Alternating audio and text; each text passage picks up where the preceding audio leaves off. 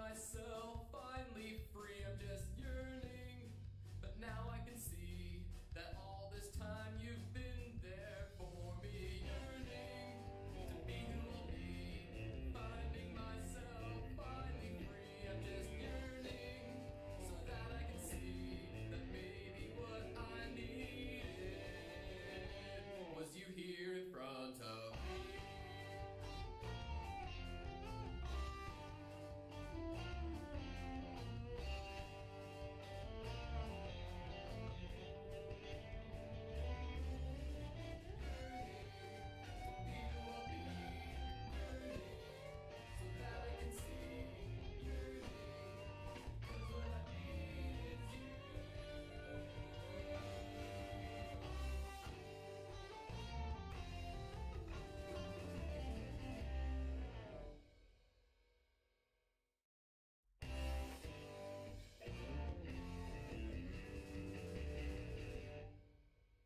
Feeling alone, off on my own, kind of for the first time, with a secret inside, just something to hide, like a mountain I must climb as I'm looking back to who I've been, finding comfort in my skin so soon with just some time. Hope that I can find that yearning to be who I'll be. Finding myself finally free. I'm just yearning so that I can see that maybe what I need is standing in front of me.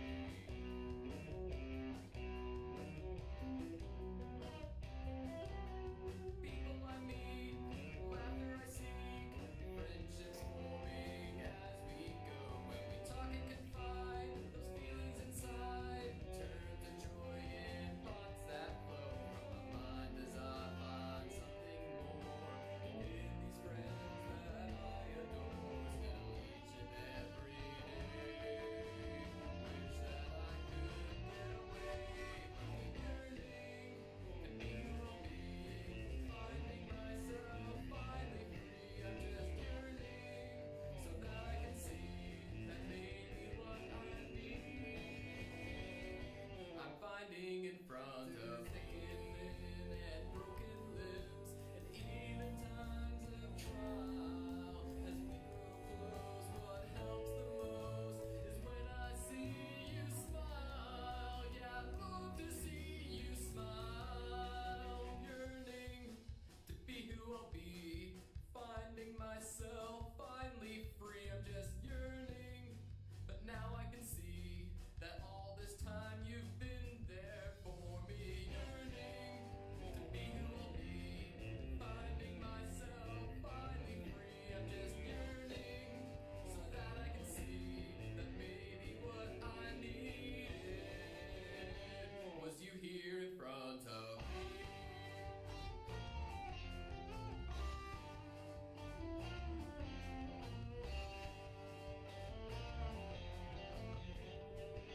Oh my gosh, I totally missed the time for the show. Oops. I was gonna do a whole countdown and everything. Oopsie, daisy. Little babies. Hello, everyone. All right. Um, okay. I'm talking, and rate looks to be about good. This is what we do here. I'm not a professional streamer. I do much better with video content, so I sort of do all of my checks and tests and stuff with my audience. So, yay. Oh, I just realized. I hope that doesn't impede anything. I just got a notification on my computer and over here being all late. Wow, Pat. I almost forgot my name. In spite of the fact it's right in front of me. Yep, that's me. That's me. That's what I do. I know. Yes. Brain, I was about to say something. Sorry I'm late. Yeah, I'm late from obviously the I am here. Welcome in, Lord Glitch. I am here as well. Late. Yeah, I am late from the the Showtime screen because I just wasn't looking. I thought I had time. I was actually about to put on some chapstick, but too late for that, I guess. Um, and then I'm also like 30 minutes later to the stream because the highway is on fire. So it took me an extra minute to get home and then eat and set everything up and yada yada. And I did not even bother setting up stream yesterday like I normally do. So you know, you know how that goes. Anyways, what are we doing today? Today we are playing Yearning, which oh my goodness, I did not listen to the music beforehand. That opening song is great. Maybe not 10 minutes in a row great, but it's yeah, it reminds me of like Rocky Horror. Um I will be 1 year old tomorrow. Oh my goodness! Happy almost birthday. You're born on Valentine's Day? Congratulations. That's so cute. Aw. And that means we were born like a week and a day apart as far as like birthdays go, not birth date. I have no idea your age. And don't dox yourself. Highway was on fire. Oh yeah, the highway was on fire. Yeah. So yeah, when I was headed home from my day job, um, I went to go get on the highway and it was like all backed up.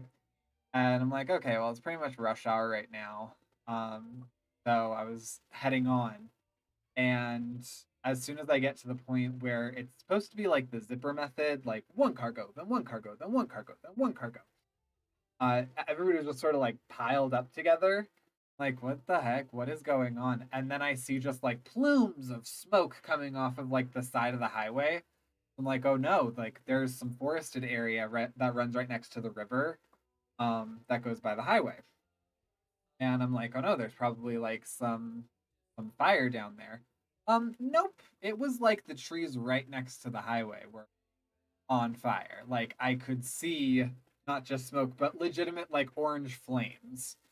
So yeah, took a minute to get past that. I really hope someone called emergency services because I don't know emergency services number aside from 911. But I feel like that's not necessarily a 911 call at that point. That's still a civil service call. I guess I could have called 311. Just been like, hey, can you direct me to whoever I would call about this? Probably should have called 311. Okay, next time. Next time I see a fire on the road, I'll call 311. Unless it's like a bad fire, then I'll call 9. Wait, what? Also, happy early birthday. Thank you. Yeah, my birthday was on the 6th last week. So I think we played we played the superhero game. Yeah, we played Mission It's Complicated, which was super cute. Very fun. I might actually make another video of that at a later point or stream it again altogether during a later point. But yeah. So what are we doing today? Today we're playing Yearning, a gay story, which, to answer Matt's question, is what YAGS is. Yearning, a gay story. YAS. YAGS. I know that might be a little complicated for you to understand, but hopefully I spelled that out for you. I just heard an overwhelming amount of this. All right. Yes, so the reason that I wanted to play this game specifically tonight is tomorrow's obviously Valentine's Day and Lord Glitch's birthday. And I know that Valentine's Day isn't like the thing for everyone. And so this is like the description of this game is that it's a gay dating simulator where like the least important parts of the character are that they're gay and that they are dating, which is how I feel most of the time. I feel like being gay is like the 40 or 50th most interesting thing about me. And I feel like dating is also I'm very happy in my relationship. I'll specify that. I'm very, very happy in my relationship. But also, I don't make dating my like primary concern in my life when I am dating. Yeah. You're Yags. Wow, Patrick, don't you know about diffusion of responsibility? I mean, I feel like you're using that term wrong. Diffusion of responsibility. But I mean, I didn't know what to do. I think someone on the road did. Yes, who fell asleep again at the last stream? I kind of figured. Um, it's right behind your love for otters. I feel like my love of otters is probably right around my like top 20 most interesting things about me. I have a high level of love for otters, in spite of the fact that they are ferocious and vicious, but they also hold hands to like keep from floating away when they fall asleep. It's just absolutely adorable, and they like sharing. I had an otter share a bead with me one time, which was just so adorable. um, what's the most important thing ever? That's the most important thing ever. Uh, exactly. My love of otters is the most important thing about me. Well, that's probably not. I shouldn't say that with my baby right underneath. One gave you a rose. Oh, that's cute. That's adorable. Uh, no, it's more when people are around people are less likely to act. Okay, I guess that's fair. So I fell right into that. Okay, I love that like Dorian and Lord Glitch are like, oh yeah, interesting things about you. Um, you know, love and blah blah blah. And Mad's over here like, I can't believe you just drove by a fire and didn't do anything about it. Like I'm some sort of firefighter or civil servant. That's adorable, Glitch. It is adorable. I uh, I actually I was about to say like I wish someone would get me a rose, but my office is very very small. Um, but I actually do not like receiving flowers. I think flowers are like a horrible, horrible omen. So I don't like them. I cried. Oh, I would have too. Oh, yeah. Ah, Matt, you give such low hanging fruit. I'm not going to make a joke about that. But, oh, that is so cute. Do you know who it was, or was it like a secret admirer thing?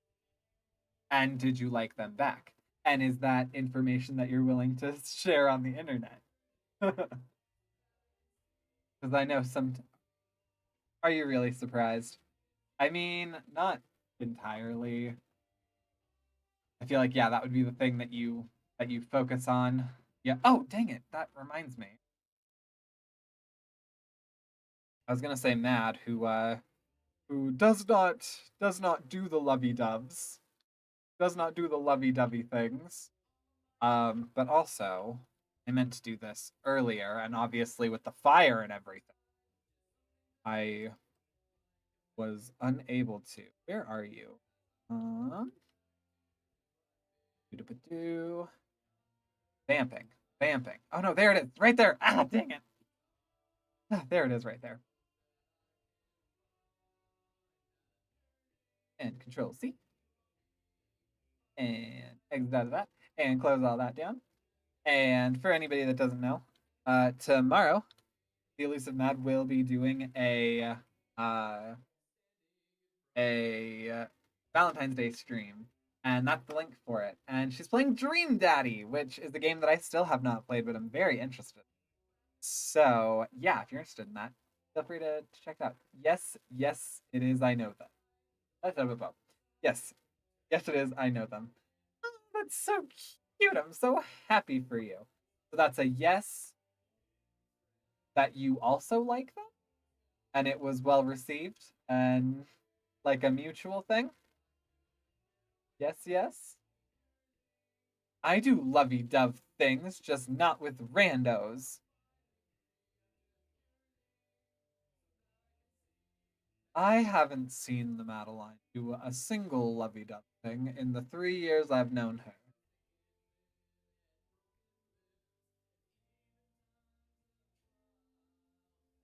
Maddie Daddy is looking for love, which is why she's playing Dream Daddy. Dream Maddie Daddy.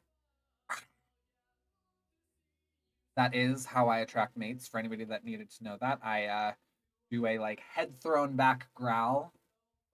So yeah, I like them back. Oh, cute.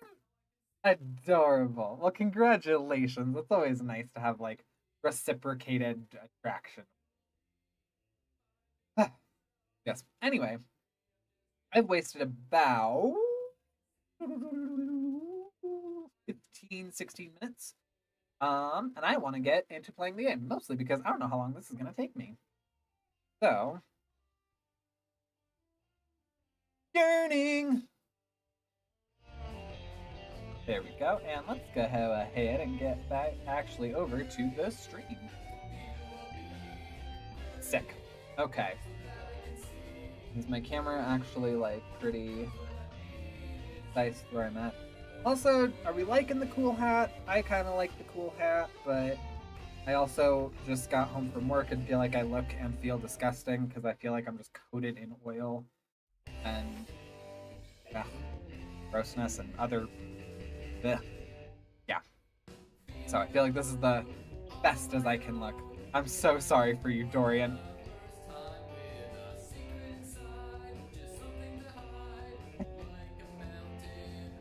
Interesting.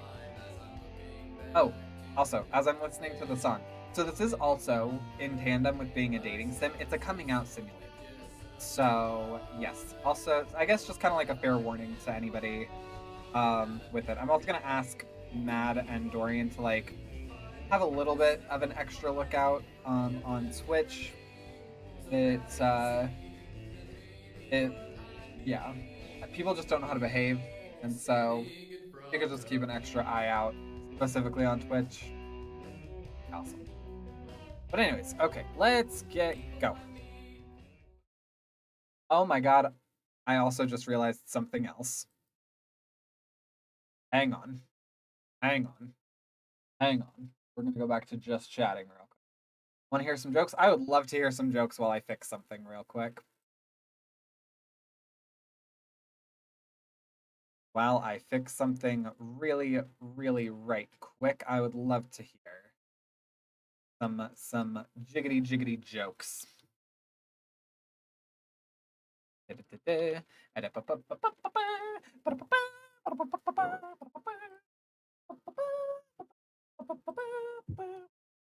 feel so lame because I'm just gonna be using this same image over and over again for this, but it's the only one I have.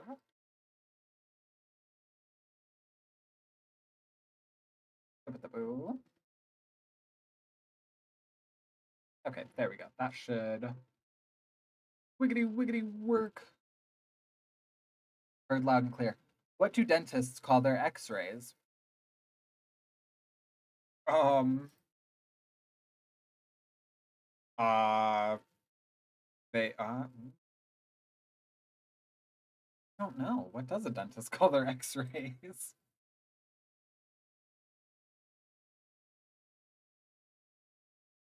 I'm almost done. I'm almost done. I'm almost done. Almost. All right, get it over to the YouTubey things. Do stream stuff. Stream stuff.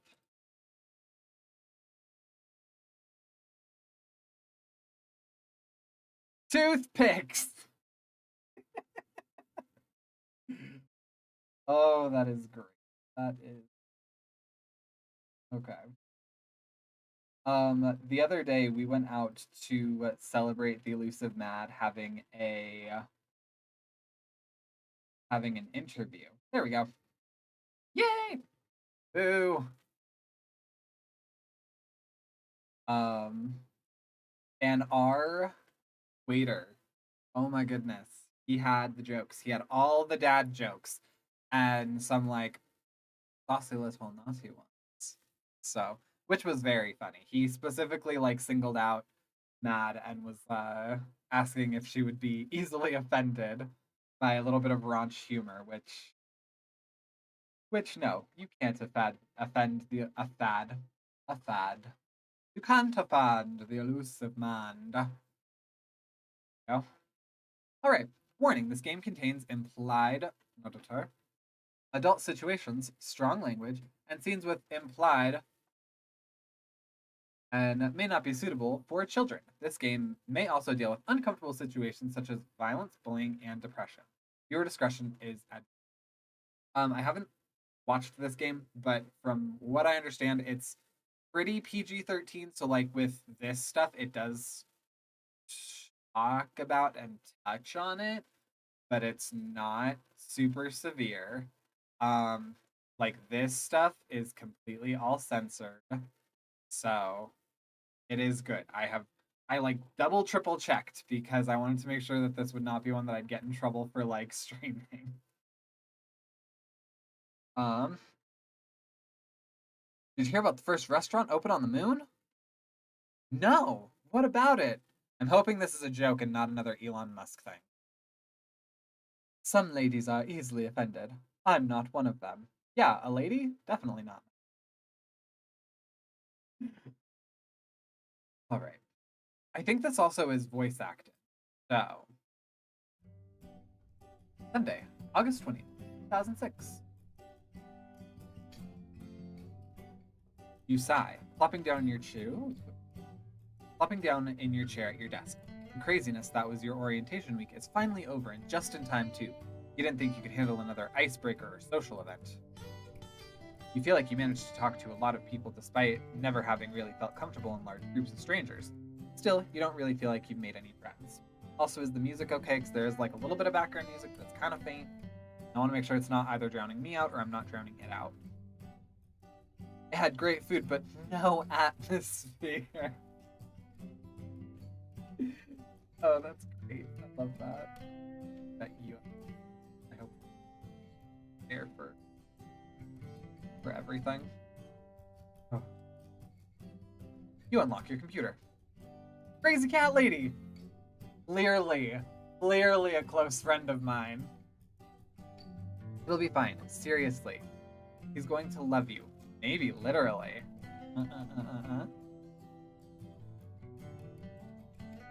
You've been freaking out at your best friend from high school, Janet, about meeting your roommate. See, this has to be inspired in some part by Rocky Horror.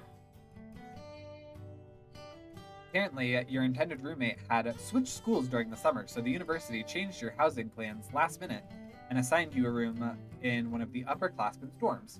Your new roommate was showing up later than all the freshmen. I don't know why I'm reading with such difficulty. Did you want to hear a construction joke? Why not?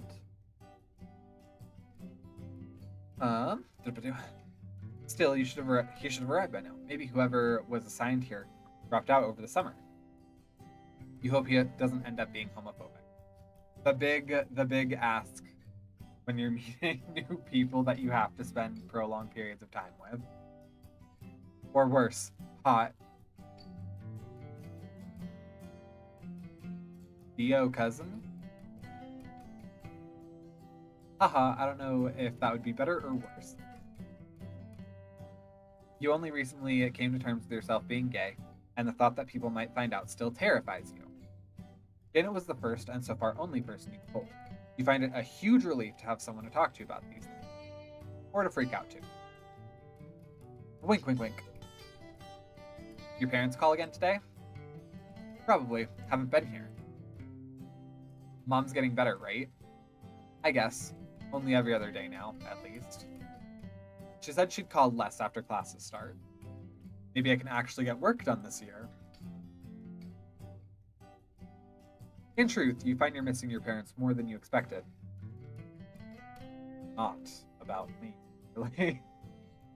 Your mom has always been a little overbearing, but in a loving, friendly way, in a kind, congenial way.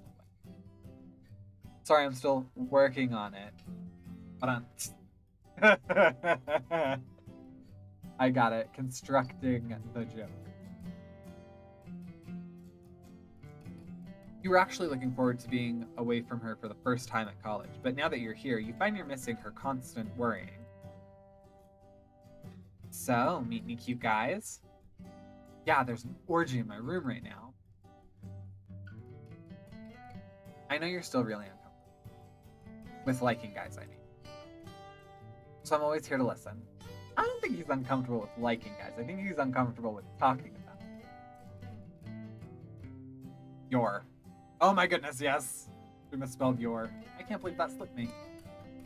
I think it's because it's all like IP speak, so I know that people don't really care. I honestly would have expected it to be you are.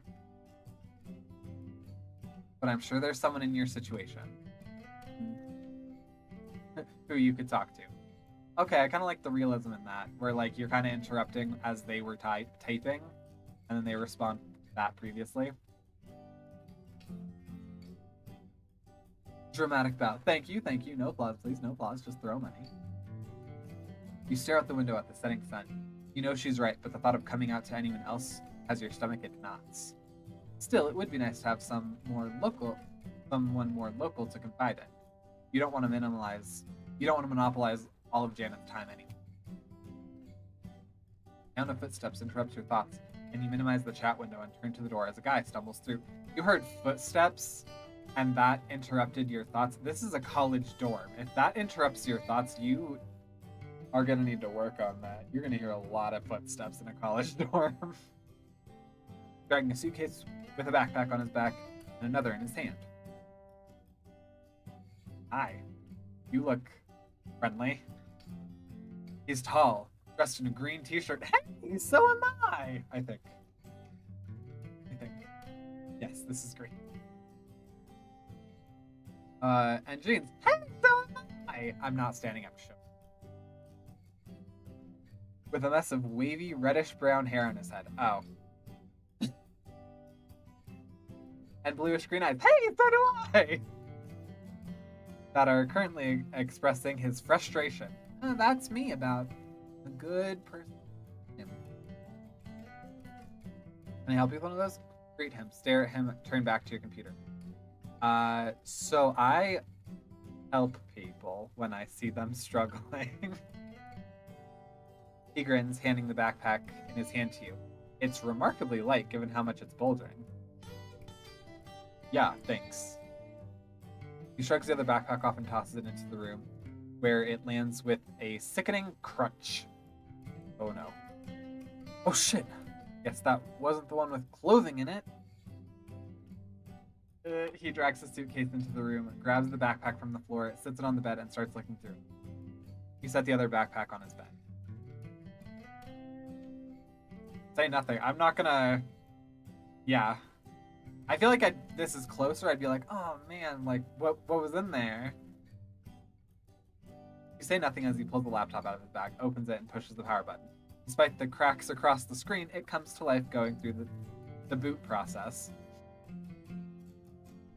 Oh, no applause, no applause. Just give cats. Oh, how is Demon Cat? Lord Demon Cat. Was that a cat in the bag? Thankfully, no. A laptop. A lippy laptop in the bag. At least it's not totally broken. Oh, hi. He walks over to you with his hand outstretched. I'm Adam. Shake his hand, introduce yourself, nod and stare at the floor. Shake his hand. Don't be a weirdo. You shake his hand. Hey, what's your first name? It is not Chris. It is Patrick. It won't let me spell my name.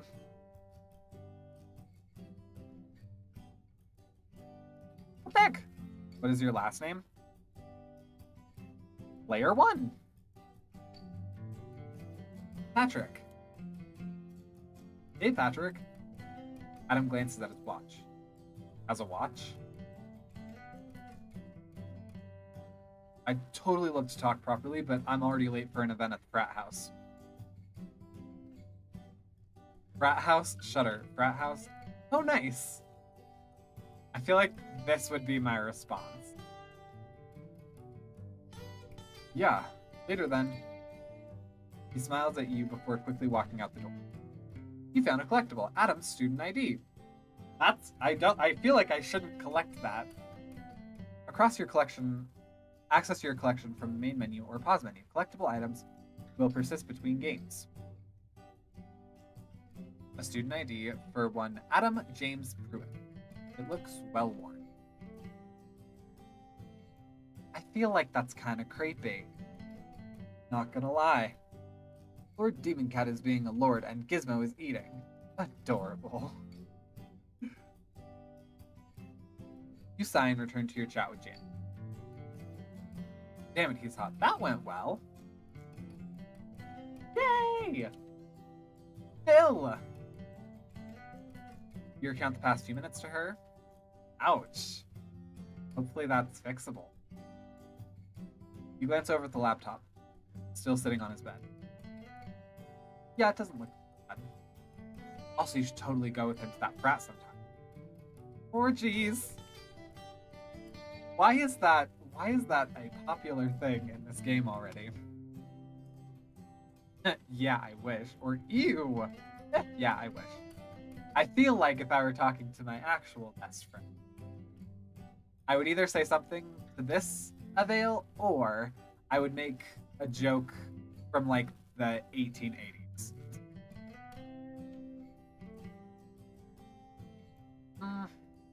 Keep it in your pants, Patrick. You smile. You're missing her already.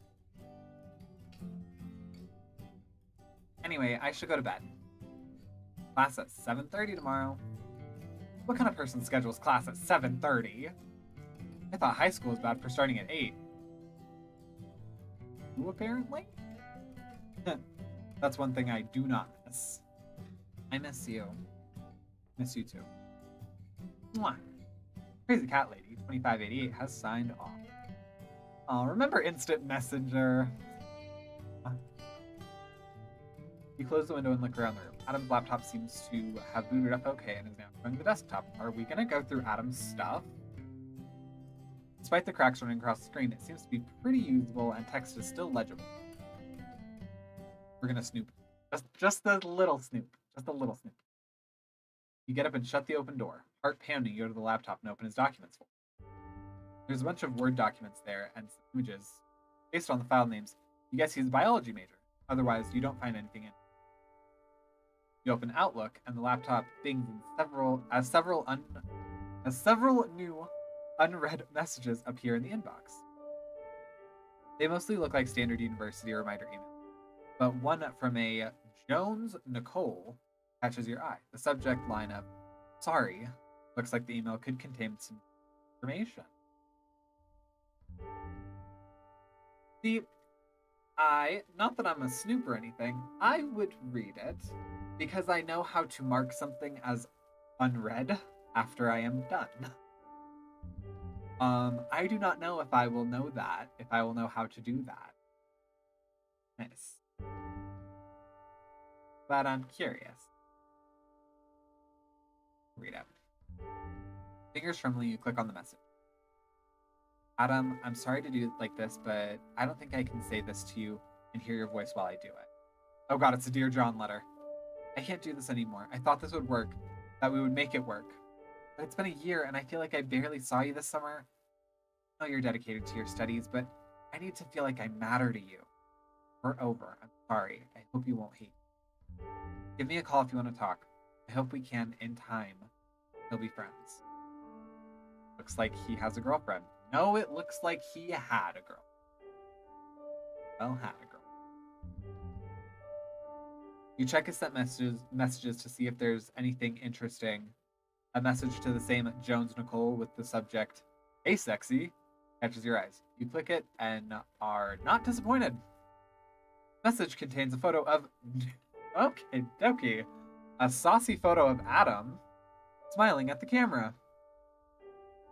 Despite the broken screen, the details of the photo are clear. Yeah, you didn't need to see that. He's reasonably fit and attractive, but he's totally not your type. You quickly look through the rest of the messages, but don't find anything else interesting. Looks like he's normally pretty good at clearing his messages. You found a collectible, saucy photo of Adam. I'm not viewing that description, just in case. You close the laptop lid, hoping it'll put itself to sleep instead of running out of power. Sure enough, the fan stops and the light on the top starts to fade in and out slowly. You yawn. Maybe Janet was onto something about going to bed. Your first class isn't until 8:30, but the anticipation and dread will probably keep you up for a bit anyway. You quickly change into pajamas and get into your bed. You stare at the ceiling until you fall asleep. I'm gonna real quick rest. There you are. There you are.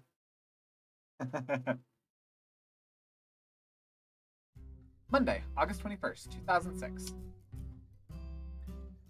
Your alarm's buzzing jars you awake from a dream where you're naked in class and being called on to answer questions. You rub the sleep from your eyes and shut off the alarm. Stupid naked dreams. You sit up and glance over at the other bed. Apparently, Adam got back late the previous night and didn't take time to put the bedding on the bed, instead sleeping on the bare mattress with just his coat over him. I feel like everyone's done that at some point. Or maybe he was concerned about waking. That could also be trying to be a considerate roommate. Adam rolls over and pulls the coat up higher. You catch a glimpse of his bare chest. I feel like this is not interesting to us anymore, considering what we found in his computer. You grab your towel, a change of clothes, and your shower caddy as quietly as possible, slipping out the door to shower. Until upon returning, you find Adam snoring softly. At least he fell back asleep easily. Head to class, bid him farewell before heading to class.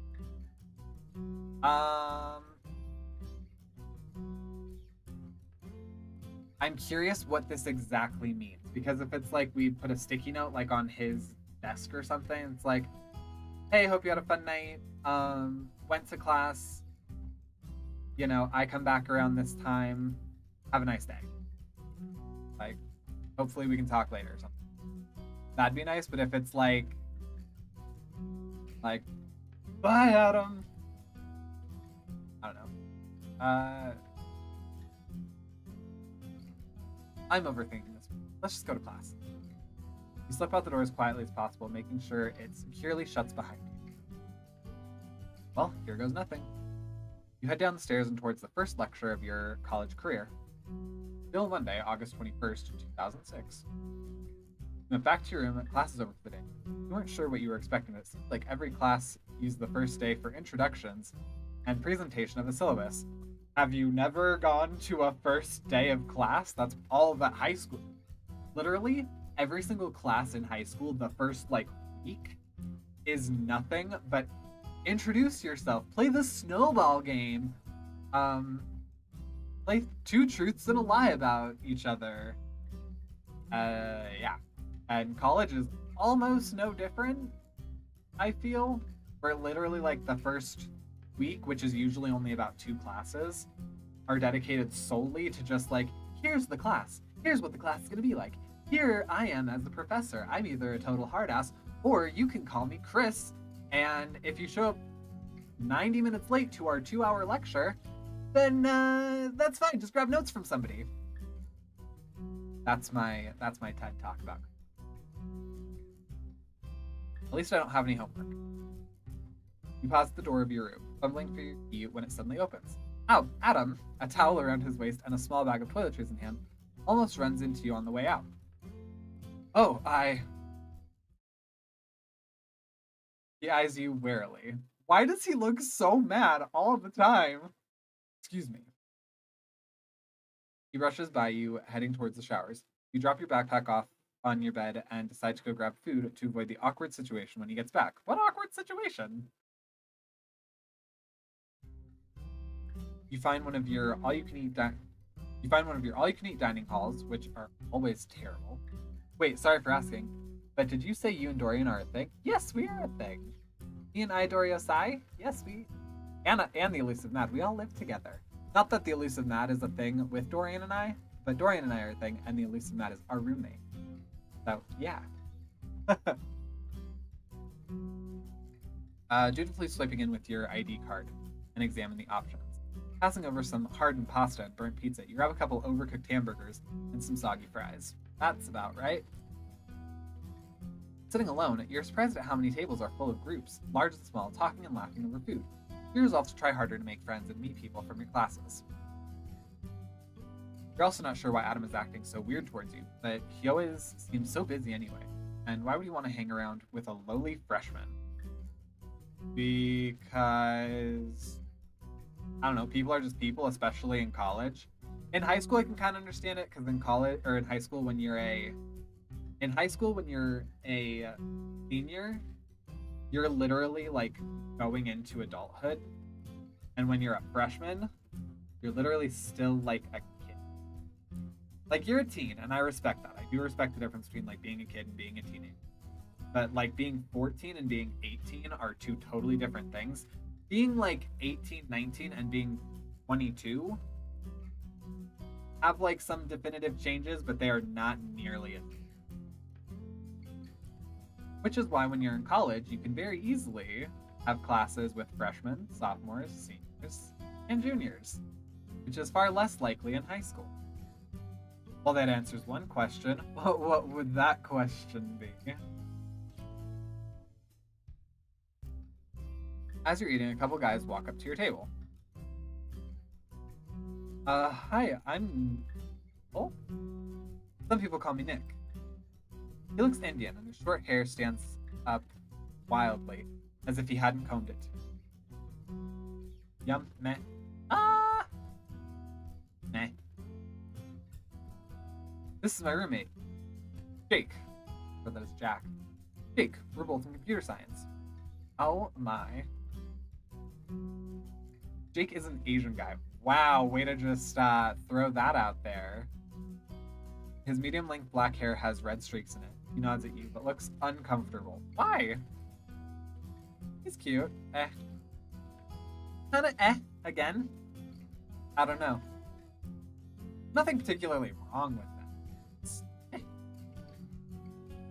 I'm Patrick. What kind of name is Jake? Jake from State Farm? Hello, say nothing. Hey, I'm Patrick. Hi, Patrick. Kinda collectible. Jake and Nikhil's student IDs. I feel like it's literally just meeting them. That's far less weird. It's like you've obtained the identities of friends. Natasis Songprawati and Nikhil Ghosh.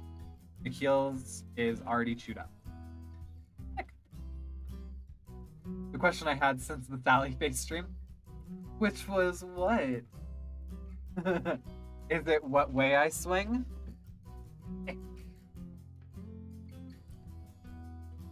Nikhil. Anyways, I'm probably gonna end up just calling him Nick because I don't know if I'm mispronouncing that. There's not really another place to sit in here, so would you mind if we joined you? No, of course not. I prefer to eat alone. No, of course not. Awesome. They sit on two of the remaining sides of the table. The conversation surprisingly flows easily. Jake seems to grow more comfortable as the meal passes and starts talking. Okay, see, maybe if Jake was a little more out there, then maybe it wouldn't have been so, like, meh. Nick says he's just shy, which seems to embarrass Jake. Apparently, you're all computer science majors. You vaguely remember seeing them in class that morning. Hey, do you use AIM or something like that? No one uses AIM.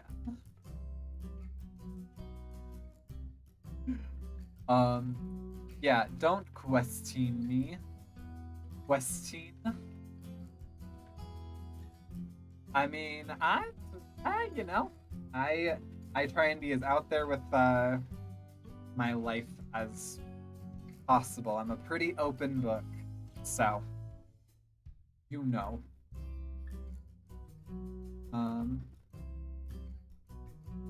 Yeah, I'm Diocusin. I'm not sure. I feel like this is like a computer nerd reference that I just don't get. But yeah. Let me write that down.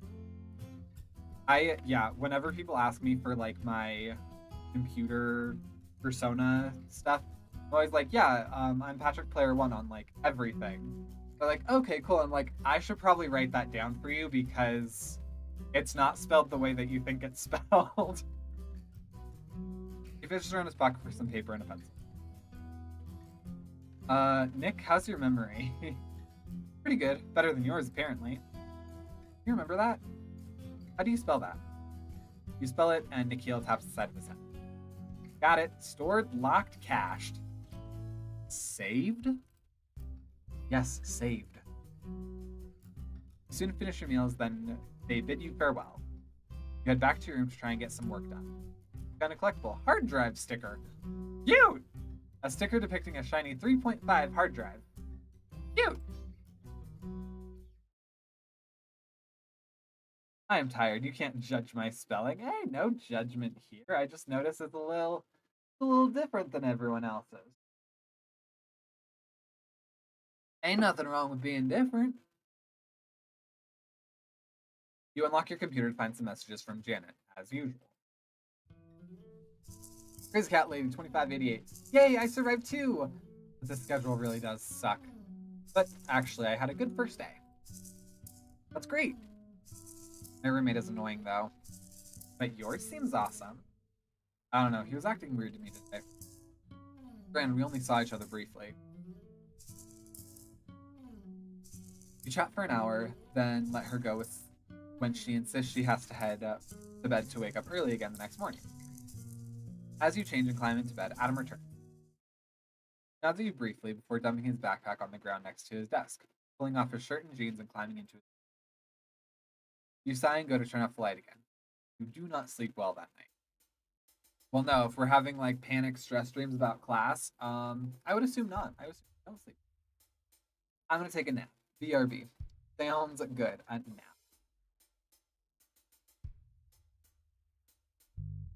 Tuesday and Wednesday fly by. You don't see much of Adam during the week, other than briefly in passing in the morning or evening. He always seems to be in a rush to get somewhere. Or maybe he's just avoiding you. Your limited interactions are always rather rigid.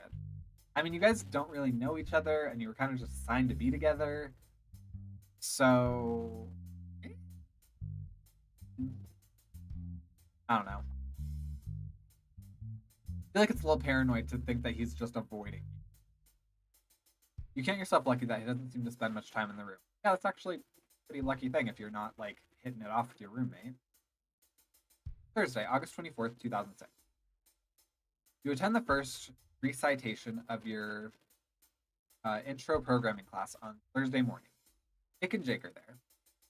Hey, Patrick. You take the seat next to them. Jake nods at you. The recitation is mostly useless, and you find yourself dozing off. Nick pokes you partway through. Jake and I were going to do some reading for this class tomorrow. Want to join us? Sure. He nods. Tomorrow at the library at about 4:30. The recitation ends a little. Want to get lunch? I have class. Oh, he looks at you, suddenly nervous. Want to join me, Patrick? Oh, sure! Sure! No, that's fine. Make sure to wake me up. Headphones are on full volume. You got it. I'll give you like 30 minutes? 30 minutes and I'll just start shrieking? Well, I should get going then. Not actually sure where my next class. He waves to the two of you and leaves. There's a place that has good sandwiches. We can get some and eat them outside. He's right, and the sandwiches are great. The two of you eat in silence. Oh god. That's kind of nice though, when you can like have I know that we just met like a couple days ago. You can have like a friendship with someone where you don't into the silence, like where you don't feel the need to constantly fill it. He bids you farewell as you head to your next class, World History. I like World History. I at least like the class that I took. The rest of today's classes are uneventful. Your turn to oh god. Yep, boys' room. You return to your room at the end of the day. Adam isn't there, and Janet isn't on. Spend the rest of the evening doing homework. Head to bed early. Friday, August 25th, 2006. Adam is still sleeping when you leave for classes Friday morning. Classes are uneventful. After your last lecture of the day, calculus. No. Ugh. I liked my professor for calculus. I hated calculus. Hated it. You head to the library to meet up with Jake and Nick to study. You find them there talking with a girl. She's short and her long black hair has red streaks in it, like Jake's. Hey Patrick, this is Hannah. Hello. Hannah, Patrick. Nice to meet you. Hello. Acknowledge her. Nice to meet you. Found a collectible. Hannah's student ID. If I'm like rude to them, do I not get this collectible? Or does it like turn red or something? Hannah Zong. It looks like it's brand new. We should get started. It's like 4:45. What? No, it isn't. It's 4:28. Huh? Is your watch wrong again? Guess so. That's what I get for buying a $10 watch at the drugstore. Well, stop sitting on your watches and breaking them. It's not my fault I like sitting on my hands. Pointy butt. You're a butt. He looks at you and falls silent again, seemingly uncomfortable. Hannah shakes her head. Boys. The four of you eventually get to studying. It ends up surprisingly quiet, as the other three seem to already be pretty experienced with the material. You found a collectible. Programming notes, page 1. Page of notes for intro programming. You finish quickly and manage to get some of the work for other classes done as well. A few hours later, you bid them farewell, with promises of doing this again. See, this seems like an interesting enough group. It just doesn't seem like we are that interested in like communicating, which is kind of weird to me. But like I said, it's also nice to have people that you can like sit and just with and have like a mutual respect and, you know, just like calmness with. Good, back to your room. Big shock. Adam is not there. You unlock your computer. Wait, drugstores don't do drugs. No, don't do the drugs. But a drugstore, they're fine. They're fine. They're good. We live across the street from one. So how was studying? Or studying, as the case may be. It was good. Got a lot of work done. Work or guys? You, Janet. No early classes tomorrow. Yay! Yeah, sleeping in will be nice. How was your day? The two of you talk for a bit about classes and homework. Soon you find yourself yawning and decide to go to bed. You bid Janet good night, quickly change, and hop into bed.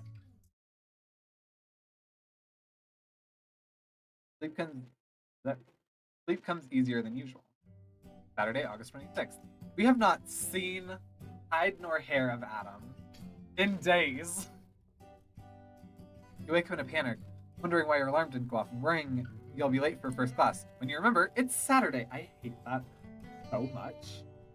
So much. I hate when I wake up and I think that I'm late for things. In your first weekend in college, you glance over at Adam's bed. He's not in it. Is Adam okay? Is he alive? Probably crashed at the house or something. You sigh and stare at the ceiling, considering what to do for the day. You don't have too much homework to do. You've been making solid progress throughout the week. You can probably get the remaining projects done in a couple hours. Whenever. You could also get a head start on other homework while your workload is still light. Janet's also been bugging you to go to the LGBT club on campus, Q&A. Apparently it stands for Queers and Allies. Huh. Interesting. It would probably be a good way to meet people, but you're kind of scared to go. After all, you've only come out to Janet, and you knew her for years. Exactly, it's really easy to come out to people that you don't know because you don't know them. Adam's dead. Adam's just gone. We're never seeing him again. This is where the game takes a turn. It's actually a horror game. Thought of coming out to complete strangers this time. Or you could spend the day exploring the campus without your parents in tow this time, pointing out every tree or statue and insisting you pose for pictures next to every academic building. It would be relaxing. It certainly had a busy first.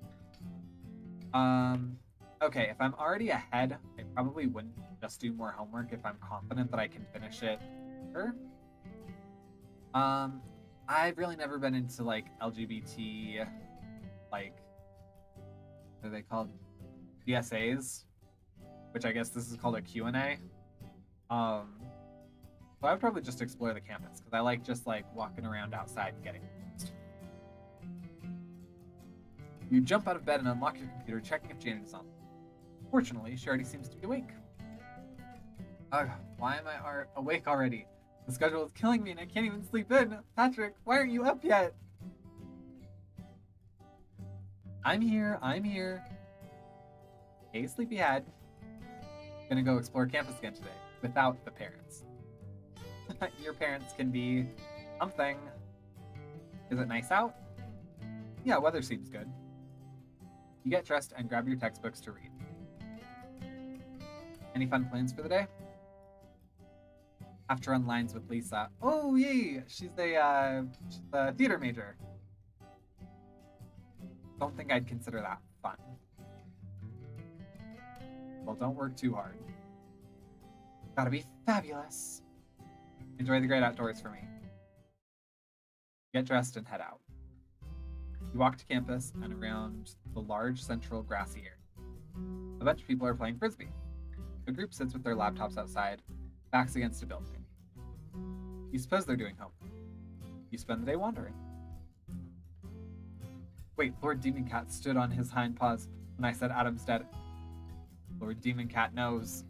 He's in on it. He is part of it. Conspiracy! You walk back through many of the academic buildings with your parents and actually learn the names of them this time. You find some nice out-of-the-way places around campus where you can study or sit and be alone. You find a coffee shop that accepts the meal plan and enjoy a salami sandwich for lunch. Afterward, you sit with your book in the shade of a building. A group bikes past you, seemingly on the way to the park. Someone has a doggy, and it barks happily as people throw sticks for it to fetch. You don't manage to absorb much of what you read.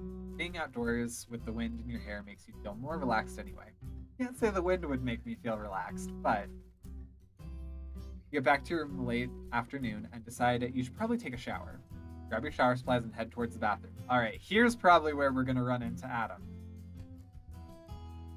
Rounding the corner of the hallway, you literally run into Adam. The impact knocks you both on the ground. Okay. Somehow his towel comes loose and falls off from him. Apparently, he isn't wearing anything underneath. It's a towel. No, of course he's not. Patrick? He grabs the towel and throws it over himself. Oh my god, I'm so sorry. Stare at him. I feel like I would apologize for running into him. Granted, he also technically ran into me, so it's still just nice to have the pleasantry of acknowledging the comeuppance of the situation. He just growled at me. Help! Okay, it's okay. Just distract him with tuna. It's fine. Actually, I was just going to come talk to you. He gets up and adjusts his towel. Oh no! Still not really okay that you invaded my privacy like that. Like, seriously, who goes around reading other people's emails? Oh no! But you're my roommate, so I could at least treat you civilly. With civility. Or this could be a very awkward rest of the year. It's not that big of a deal. I'm sorry, it was wrong of me. No, I know that it was wrong. I just was curious and getting to know the person I'm gonna be spending time with. Thanks. So, you back at the room? Your heart, which you didn't even notice was racing, begins to slow. Guess I should be more careful in the future. See, I wasn't sure, because I know, if you snoop on people's emails, you like click it and you check it as unread. That way it appears as unread, and then you gotta like close all the windows before you shut the laptop. That way they don't open it up and it's suddenly like on open emails. Some people just don't know how to be a good snoop. Some people don't know how to snoop. Found a collectible needle sticker. Sticker of a hypodermic needle. Why? Interesting. You have a pretty uneventful shower. I mean, it's a shower. When you get back to the room, he's picking up his backpack. Hey, sorry to bail on you, but my friend has, an emergency. Talk to you later. He nods at you and heads to the door. You sigh. There's been enough drama for one day. You check your messages, but Janet seems to be offline. You decide to return to your favorite campus buffet. Food is becoming almost edible. Nap time! Alright, you got 30 minutes and then I start shrieking. The meal is, fortunately, uneventful. The mashed potato bar is one of the more unique things you've seen. You're not sure you agree with the idea of wasabi mashed potatoes, or mashed potatoes with barbecue sauce. You choke down some potatoes and pair it with a slice of burnt pizza. You return to your room to find that Adam still hasn't returned, and it isn't online either. You poke at your physics problems for a bit, waiting for Janet or Adam to show up, but neither do. At 11 p.m., you call it and send Janet an email before heading to bed. Monday, August 27th. You're woken up by the sound of the door opening. You blink groggily. It's still dark outside. Adam and a man walk through the door. A friend. His friend is also tall, with medium-length brown hair. His green dress shirt is unbuttoned at the top, falling open. Even in the dim moonlight, you make out the beginnings of a beard. Hints of chest hair. Oh, okay, hello. You don't look half bad. Adam's boyfriend? Wow, he's hot. He's not half bad looking for a maniac. Wow, he's hot. You force your gaze away from him. Adam notices you're awake. Crap, sorry Patrick, didn't mean to wake you up. You on? Oh my goodness, I just awoke. Crazy, hello. My roommate's attractive friend, who are you? It's fine, I was up anyway. Adam nods, leading his friend over to his desk and sitting him in the chair. I'm just not sure how I feel about twins, that's all. You don't have to sleep with them, dude. But this is easier. Anyway, thanks. Adam shrugs. There's silence for a few moments before the guy turns to you. So, hi, I'm Carlos. What does acknowledge him mean? I'm Patrick. Nice to meet you, Patrick. And a collectible. Carlos is student ID. Carlos Rodrigo Salas Valverde. It's so beat up you can barely recognize the photo. Sorry to barge in like this on you so late, so early as the case may be. I'm not sure I want to deal with both of them at once, and it felt weird turning them down or something. Ashley and Lee, that is. Ashley. Dude, that's what I said. No, her name is just Ashley. Adam just shrugs. I mean, I'm all for a threesome. I just don't know how I feel about twins. What if I get them confused with each other? Valid point, my man. I'm pretty sure it wouldn't be the first time for them, dude. Anyway, I'm going to crash on the floor here I'm just going to crash on the floor here or something. Ashley and Lee are probably still making the rounds of the house. Like hell you are. Take the bed. Chico, I couldn't do that to you. You could share my bed instead. But you're yapping already. It's like 12:30 or something. We already woke Patrick up. He yawns, pulling off his shirt and grabbing some clothes from his dresser. He makes a pile on the floor, laying down and using them as a pillow. At least he's a good host. Are you sure? Shut up, already sleep. Thanks, Chico.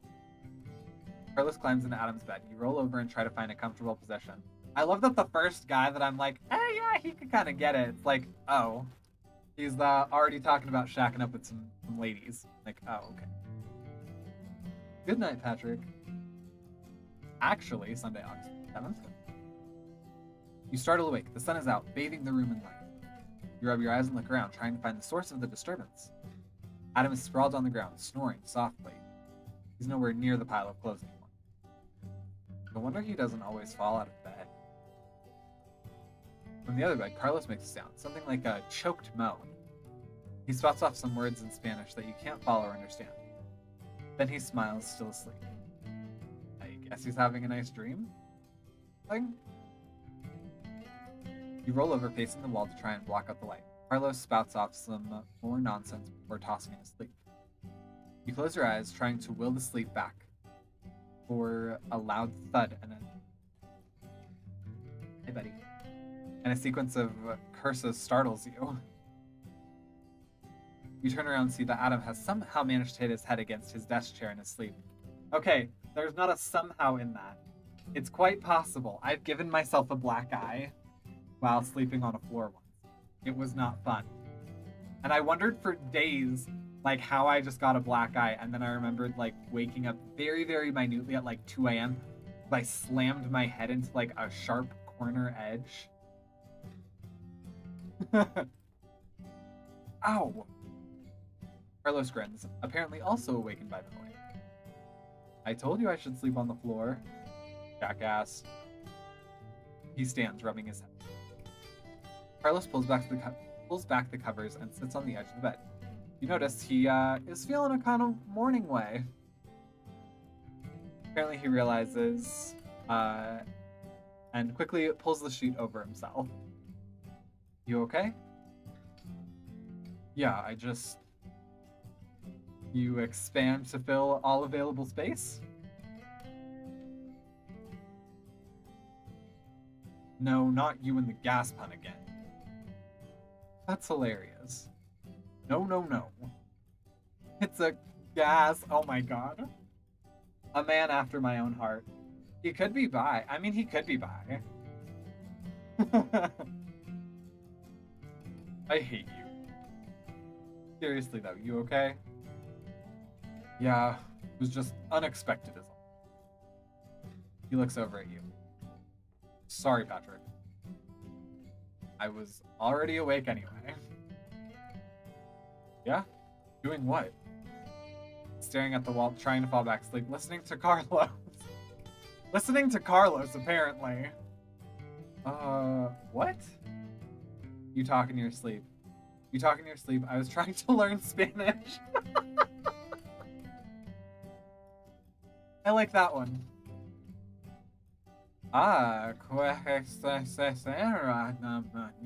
No. I do not know Spanish. You're a strange one, Patrick. Exactly. Wait, what? Anyway, it's 10. Might as well get up. He grabs a nearby shirt and pulls it on. Speak for yourself. 10 is prime sleeping time. He flops down on the bed again. Adam pokes him on the side and he lets out a yelp. Adam! Up and at 'em, boy. I'm up. So any plans for the day, Patrick? You could get even more ahead of your homework in case your social life suddenly takes off. You've also been meaning to call your parents, but they have a tendency to blabber on for hours. You could also see if Adam and Carlos want to do anything. Or you could take the day off to relax before your class load really hits you. I was going to do some homework, was going to call my parents. Not really. Did you two have any plans? Not really. Relaxing. Did you two have any plans? Nope.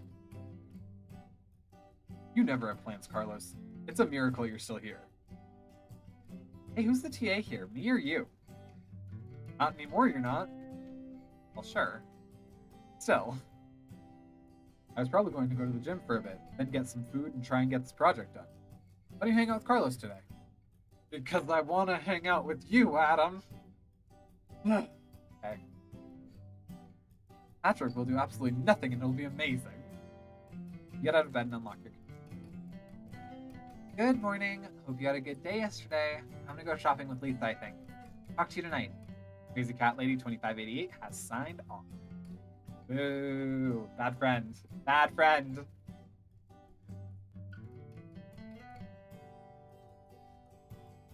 You'll never understand her need to sign off whenever she steps away. Then again, you religiously lock your computer, so maybe you shouldn't be one to talk. Oh, not me. I leave everything open. Like I said, I am an open book. You send her a message anyway. Adam brought a friend by today. He's cute. A new window pops up on your screen. Nutty Jake 2008. Hey, Patrick, it's Jake. He seems much less shy over text. I noticed that happened. That seems to happen with respond. Hey, Jake, what's up? What's up? Not much. Nick and I were going to play a board game. Or something. Want to join? That sounds like a lot of fun! I like board games. I like board games in real life. I'm gonna stick with my plans and meet Carlos, though. I would, but I already have plans for today. Okay, maybe next time. See, he's not hurt by it. He understands. That was like so last minute. Such last minute notice.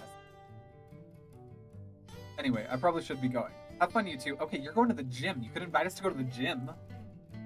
I'm sure you're probably using the free, like, student gym. That's something we could all do.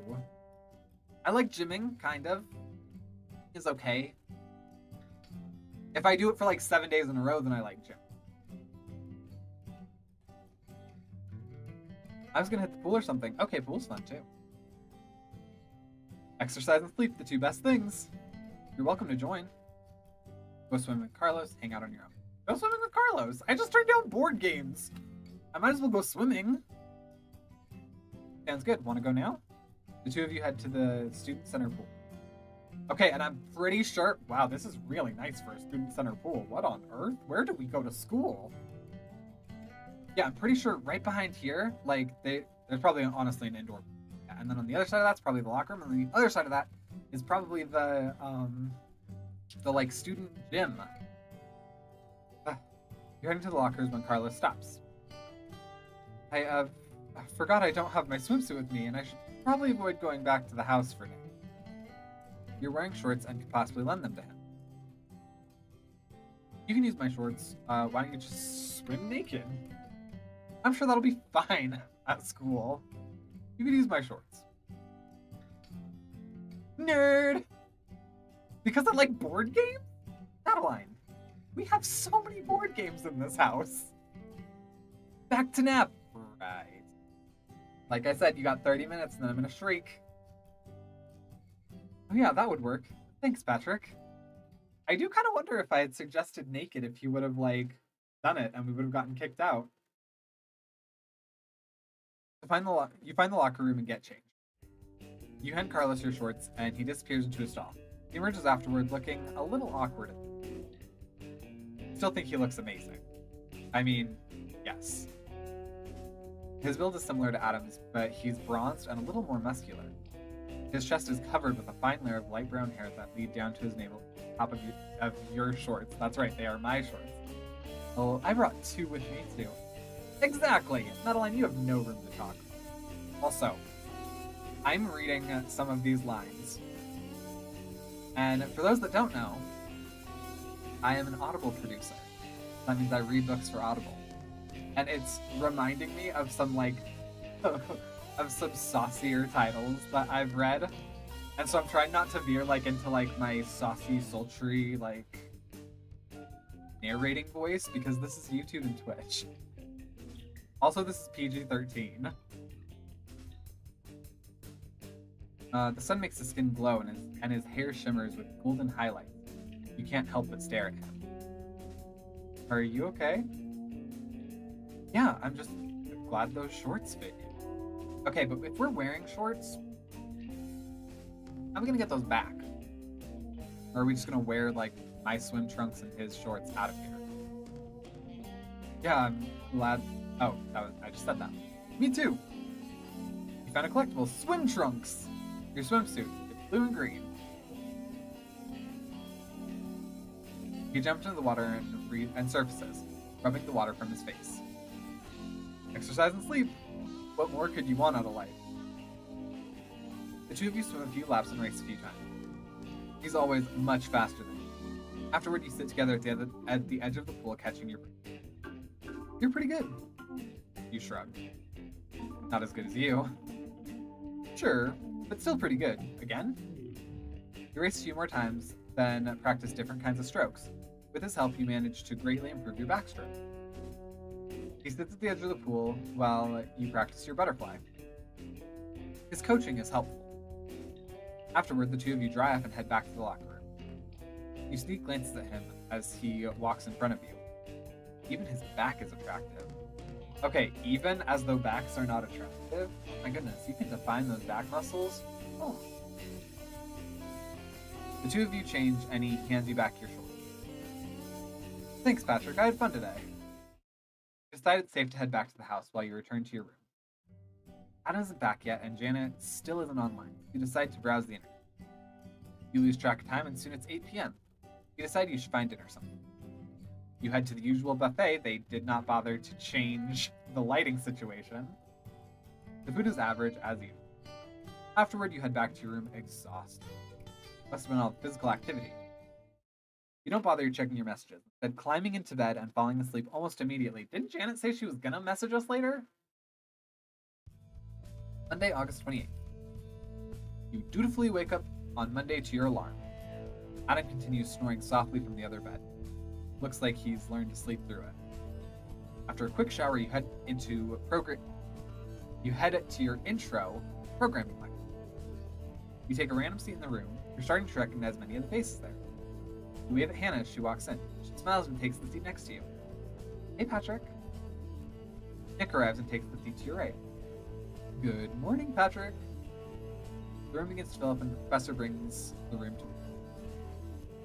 to him. Today, we will be continuing our study of data structures, but with something a little more complicated. But for this next assignment, you'll need a partner. Before we all get settled, I'd like you to pick your partners now. If you don't have anyone to pick, raise your hand and we'll pair you up. Ask Hannah to be your partner, ask Nick to be your partner. Go ahead and ask Nick. I'm gonna partner with Jake anyway. That works great. You found a collectible mouse sticker. Sticker of a standard 2-button mouse. You hadn't noticed Jake sitting to Hannah's left. Hey, Patrick. Anyone still without a partner? Keep your hands raised. A few hands remain up, and you watch as the TAs go around the room carrying people up. I wonder if we had raised our hand, or I guess that wasn't even an option. Interesting. Part of me thinks like, oh, if they had that as an option, then maybe that would be another way to meet someone else. But no, we just had our two friends here. Professor Lee waits for everyone to settle in their new seats. Good. It's my hope that you have picked a partner that is most unlike you. In particular, unlike you in their coding style. You will each be completing an assignment. Then, you will hand your code to your partner, and they will continue the assignment. A study in, shall we say, coding so other people can understand it. The TAs tell me several of you need instruction in this. Murmurs spread throughout the room. This isn't good. My coding is total garbage. I'll help you through it, Hannah. You will not be allowed to see your partner's code until they have finished the first portion. Maybe not. Oh my god, oh my god. The lecture continues, but you can tell Hannah isn't really paying attention. At the end, she quickly gathers her things and leaves. Jake follows close behind her. Well, that's unfortunate. This is kind of mean, but I'm glad you're my partner. She's awesome and talented at so many things. She's just so new to programming. Oh, buddy. I don't know anything about programming. That was just the major that we picked. So, good luck. I'm sure we were all like that when we started. Really, she has no confidence in her abilities. Still. Anyway, I've got to run to my ECE class. See you around. The rest of the day's classes are uneventful. At the end of the day, you head back to your room. Adam's sitting at his desk. Oh my goodness, we come back and Adam is actually there and he's not undressed? What? We're not catching him just coming from a midday shower? Adam's sitting at his desk with headphones on, typing something on his computer. You're not sure how he manages to work with that broken screen. He turns and notices you as you dump your backpack on your bed. He nods at you and returns to typing. You unlock your computer. Janet is, of course, not online yet. You're reading the latest university crime report email when Adam interrupts you. Hey, Patrick. Sorry to interrupt. I'm heading to dinner at the house. Do you want to join me? It's a great chance to meet some chicks. Maybe you're just feeling particularly brave after. Oh, maybe you're just feeling particularly brave after a good day of classes, but you suddenly feel a need to come clean. Besides, you have to live with this guy for another 9 months. You're pretty sure you're not willing to stay closeted for. A million scenarios run through your head, and you try to remember how supportive Janet was when you told her to help calm yourself down. I'm gay. I'm not interested. This could be easily misconstrued for like, I'm not looking to date right now. I'm trying to focus on studying. I'm a freshman. I have like 4 years of focusing ahead of me. Just be forthright with it. There's an awkward silence. Ugh! Oh, I'm just going to go meet Carlos then. Have a good dinner, okay? He quickly leaves, and you notice your heart is beating 1,000 times a minute. I probably could have gone better. But I didn't. Okay. Okay, well, could have gone better, but also could have gone worse. That's fine. Got a collectible rainbow shirt. A colorful t-shirt that you're not sure anyone would ever wear. You wish Janet was online so you could talk to her. That exchange freaked you out. You leave her some messages anyway. So I came out to Adam today. Not sure he took it very well, but still it feels like a relief. Detail the past few minutes to her, wishing again that she was able to respond. You check some random websites before figuring you should start on some homework. Before you know it, it's dinner time. You message Jake to see if he's interested in food. Doesn't respond. Probably already getting something from Nick. You decide to go to the burger place and see what their fry flavor of the day is. The burger place is out of beef. Wow, I'm just having a bad day. So you settle for a turkey burger. Fries of the day are spinach, okay, and kumquat. I have never tasted a kumquat. I think spinach tastes okay. As a fry, not super sure. Not the weirdest combinations. Yeah, see, that was my thing. You pass on the fries. You eat quickly and head back to your room to continue doing homework. When you return, Adam is back, typing on his laptop. Oh my goodness, 2 in a row!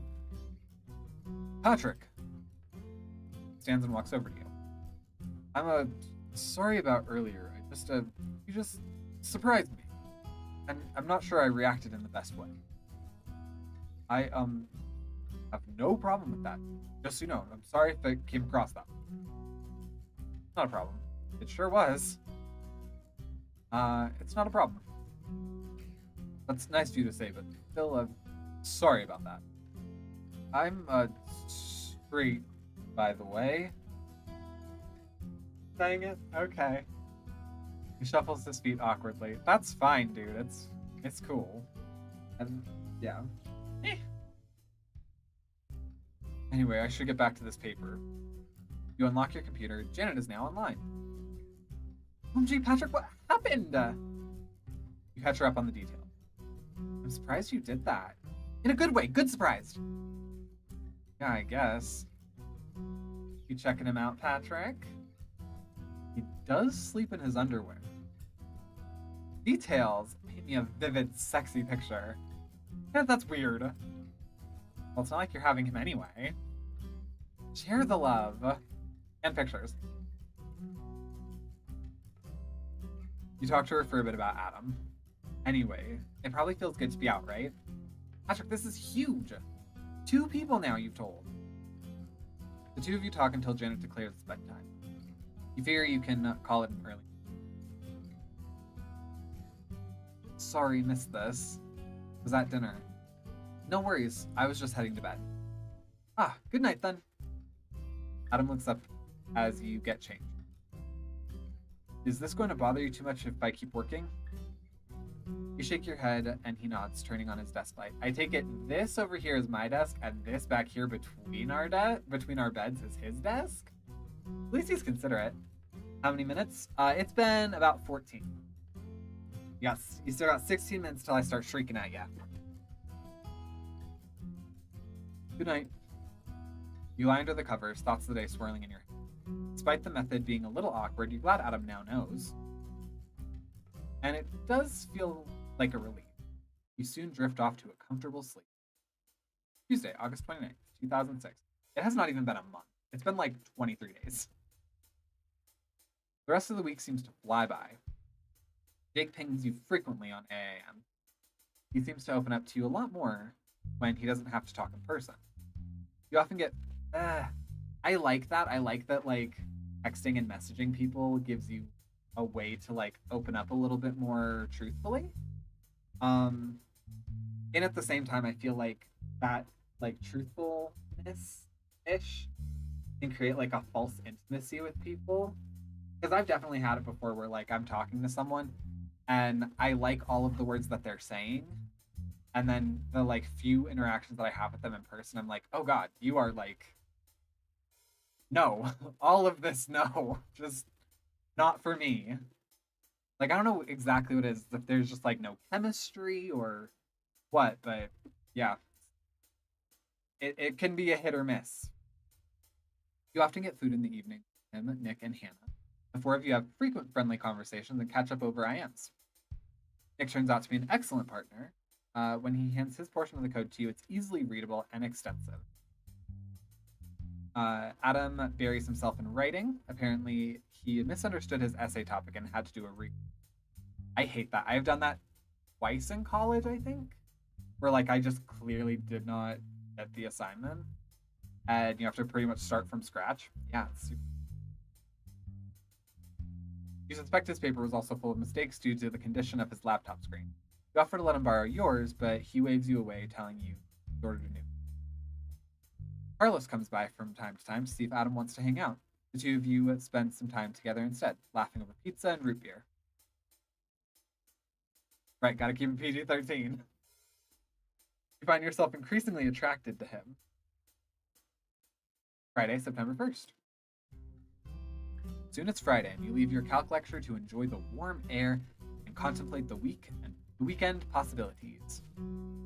As you're walking across campus, you run into Adam, almost literally, again. His head is buried in a book. Whoa, Patrick. Hi. I was just heading to the house for dinner. Well, for dinner later. Just heading over for now. You want to join me? You have enough of a head start on your assignments that you don't think it would hurt. The thought of visiting the frat house for the first time kind of scared you. But at least Adam and presumably Carlos will be there. You were also thinking of seeing Nick, Jake, and Hannah. We're interested in doing it. I need to work, sorry. I had other plans already. No, sure. Oh. Great, come on. So, how are classes going for you? Pretty good. I'm enjoying the book we're reading for history right now. You talk about your assignments, and he shares his essay woes with you. Soon you're at the house. Not what you expected. Oh my goodness, this looks lovely. A large, multi-story brick building sits next to a large, grassy square. Similar buildings surround the other sides of the square. Yeah, it's probably literally a block of Greek living. A basketball court off to the side seems... Yeah. Excuse me. Seems to contain a crowd of frat brothers playing a casual game. Adam pulls a key from his pocket and opens the front door. You walk in to find Carlos making out with the girl. Of course. Hi, Ashley. She stops trying to eat Carlos's face and smiles at Adam. Lee. Sorry, Lee. Carlos. Actually, you were right the first time. Ashley? Or were you? Adam shakes his head and Carlos grins at you, his face covered in lipstick. Hey, Adam. Patrick. Sorry to interrupt. This way, Patrick. Adam practically pushes you back outside to the side of the house. A bunch of guys are playing basketball there. More accurately, a bunch of guys are watching one guy play basketball there. Some of them wave to Adam as he enters. Hey, Adam, who's the new guy? This is my roommate, Patrick. Patrick Elliott. There's a cheer as the guy jumps and dunks the ball backward over his head. And that's Robert. He runs these, I guess they're lessons? Adam pulls off his shirt and fishes through his back. Some of the guys whistle at him. Haha, very funny, guys. He fishes out an old basketball jersey and pulls it on. Robert walks over to the two of you, throwing the ball over his shoulder. Naturally, it swishes through the net. Screw it, you're late. I know. Just ever since you moved these up, I've... no excuses. You know the drill. Over there. Hands quickly. Excuse me? Adam sighs and trudges to the center of the small court. Robert eyes you. Who's this, your boyfriend? Oh, he's my roommate? Is that what you're calling it now? Can we get this over with? I bet your roommate would like to participate in this, eh? The crowd oohs. He turns to you. How about it, kid? Sure, leave me out of it. He's not my boyfriend. Go back inside. Sure, what is it? The crowd laughs. No, he's not. That's it. Patrick, we're out of here. Adam heads back towards you, but Robert stands in front of him. The crowd boos. Drew, we're not done here. Adam pushes him to the side. Yes, we are. Oh my goodness. He grabs your hand and pulls you towards the door. You leave and you're never joining us again. Adam shakes his head and mutters under his breath. Your lessons are stupid anyway. Turns to you. You should stop agreeing to things you don't understand. You found a collectible basketball sticker. Interesting. I wonder what we just either missed or were a part of, kind of. You look around. There's no sign of Carlos or Ashley. So, I'd say we should go to Carlos's room, but that probably wouldn't be the best idea right now. You end up in the common room instead. A bunch of guys are there playing some kind of spaceship shooting game with shapes. Hey, Steve. Steve nods at the two of you. Hey, Adam. This is Patrick. Adam fumbles around in his backpack. Nice to meet you, Patrick. You two want to go to the queue? You two want to get in the queue or just watching? I was just going to watch. Sure, this looks like fun. Sure, you two are after me. Adam pulls a shirt out of his bag and quickly changes. Why you gotta change for everything, bro? What happened to basketball lessons? Adam shakes his head. Robert's an ass. You manage to get a couple of rounds of the game in. Turns out, you're actually pretty good at it. Eventually, a guy in an apron walks in to announce it's dinner time. You get up and follow Adam to a large dining room packed with tables and chairs. Carlos is sitting at a table with Ashley sitting next to him, her arm entwined with his. Hey guys. Hey Carlos, Ashley. She shakes her head. Lee. Nice try.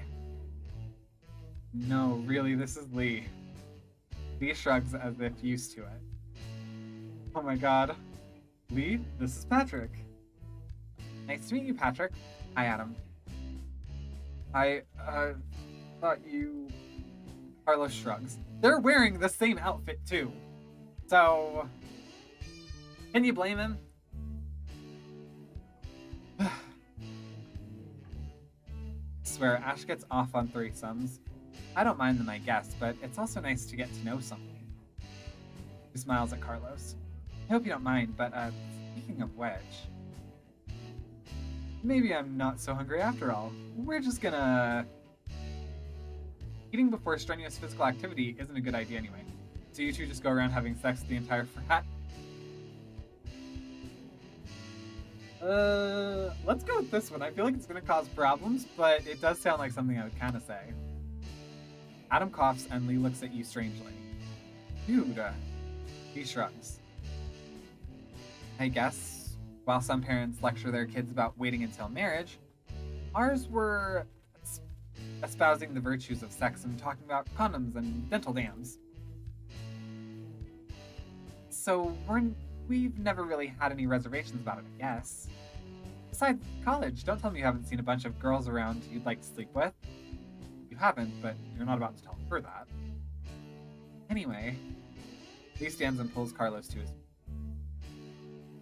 I was, good to see you again, Adam. The two of them head out of the room, and Adam shakes his head.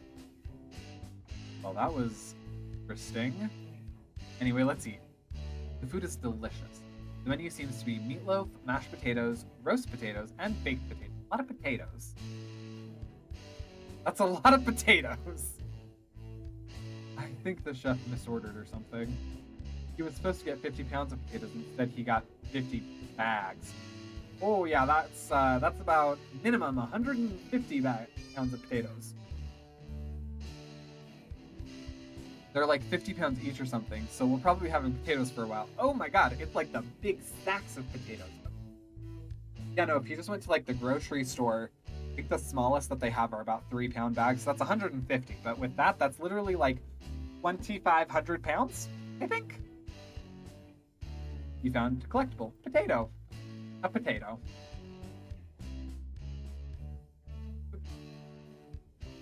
Some guy sits next to Adam, and he introduces you. The conversation flows surprisingly easily, thanks to Adam. Before you know it, it's dark outside. Looks like it got late. I should probably head back and get some work done. You're welcome to stick around here if you want. You're pretty sure you'd find the situation too awkward and decline. The two of you walk back to your room. Glad you came along today, Patrick. They didn't make it nighttime. He pulls on his headphones and starts writing. You slump back in your chair. You managed to get some homework done, but not as much as you needed to. Fortunately, you'd already finished the other. You unlock your computer.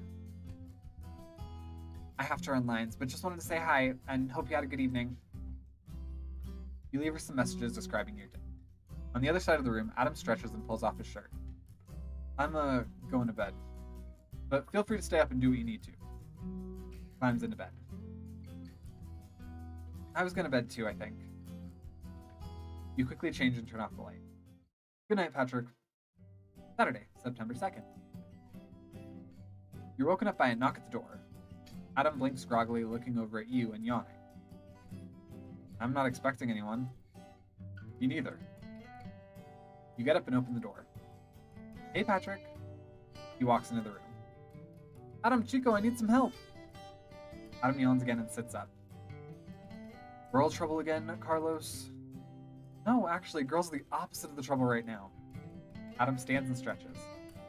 I, need help with some anatomy homework. Dude, you're a junior. You're in higher level classes than me. I kind of didn't read the book at all. So read the book.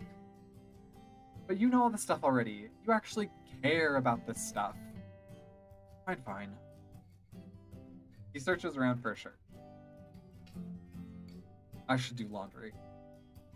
Great, thanks, Chico. So, how are you, Patrick? Not too bad. Sleepy since you woke us up. Not too bad. Good. You should totally come do work with us today. Adam finds a relatively clean shirt and pair of pants and pulls them on. Carlos, Patrick probably has plans other than doing homework today. He's actually, on top of his shit. I will say I was in college, for the most part. Time left. Actually, caca! Preach! Eek! Thank you for reminding me. You kind of, exhausted your time now.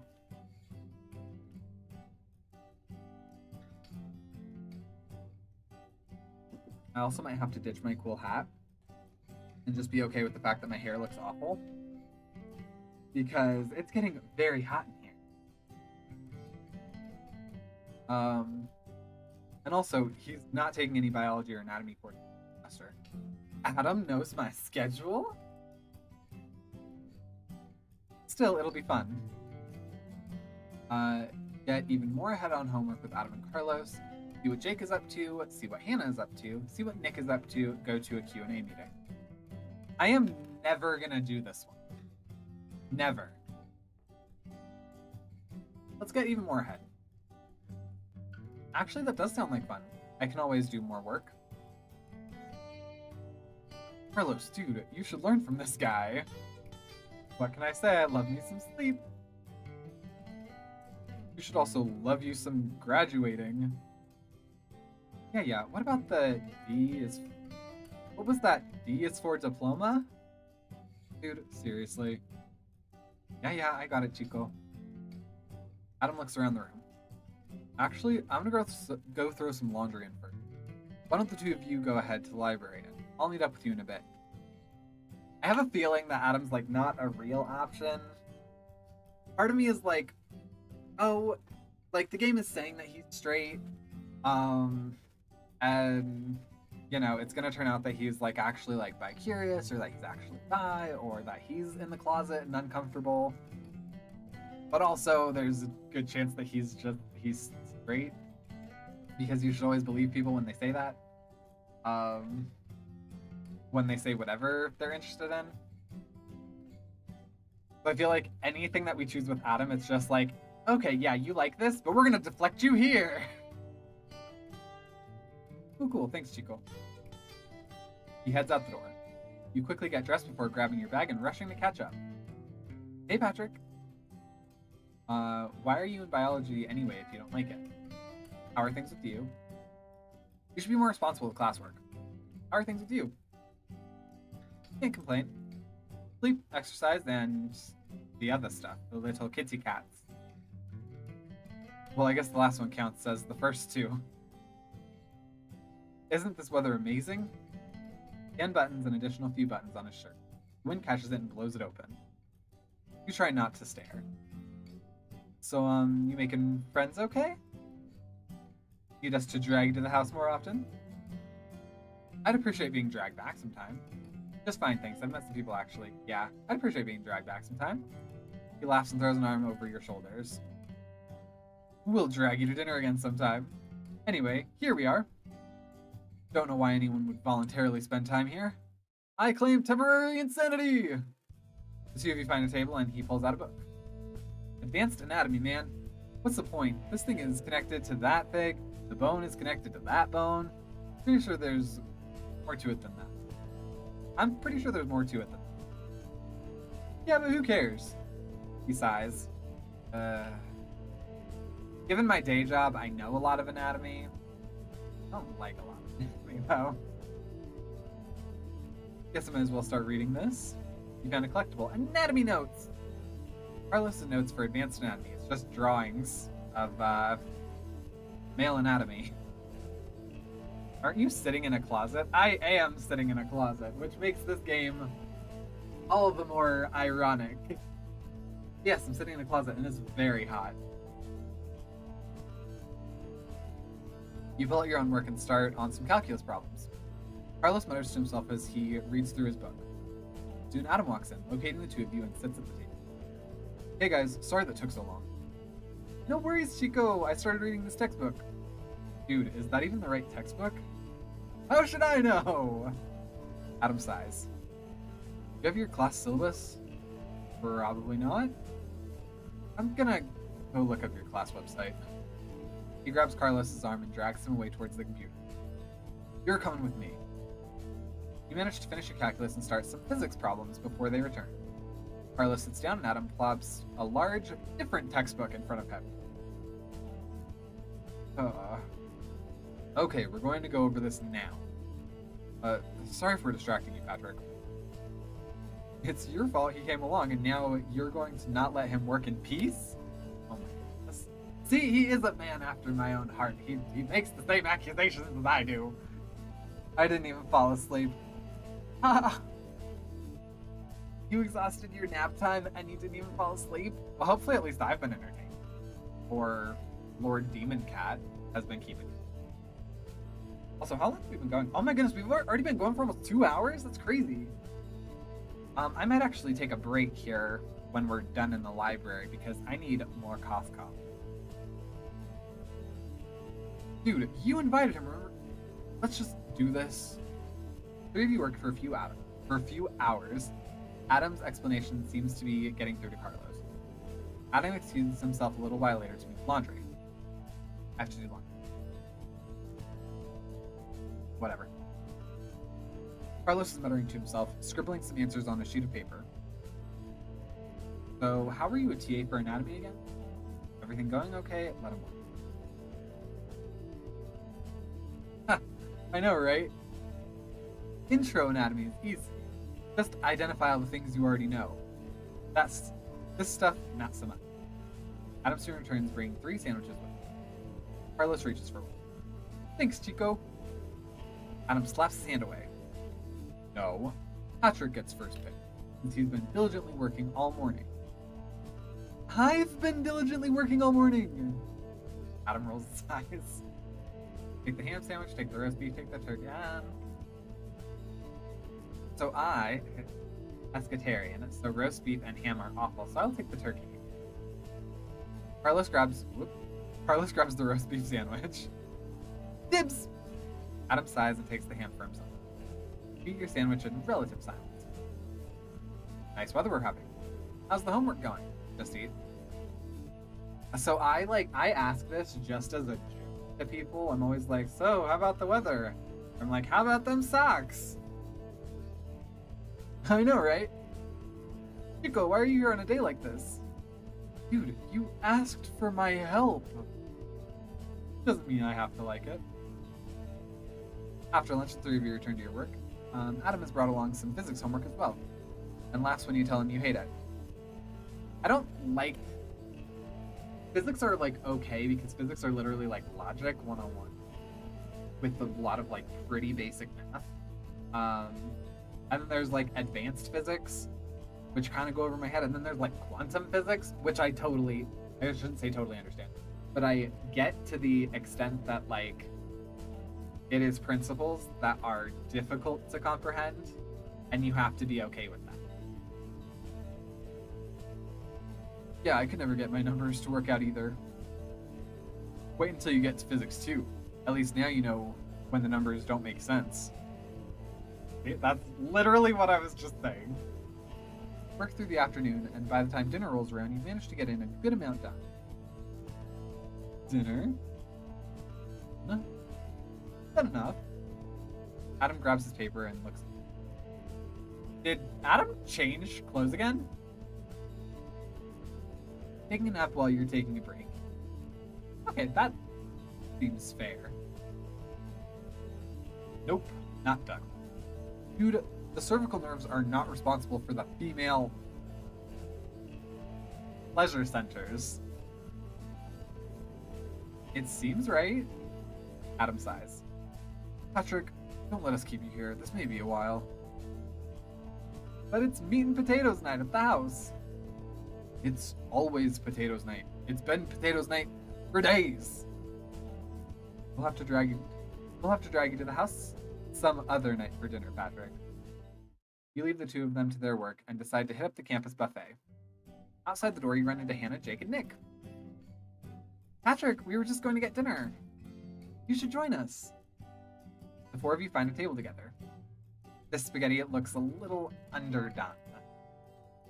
Aren't the noodles supposed to bend? Well, why don't these noodles bend? Why does this campus have nothing but terrible food? Hey, the burger place has some pretty good burgers. And fries. No, they do not have good fries. You settle at your table with your food and watch Jake wolf down plate after plate. I still don't know how you do it, Jake. Black hole stomach. Singularity!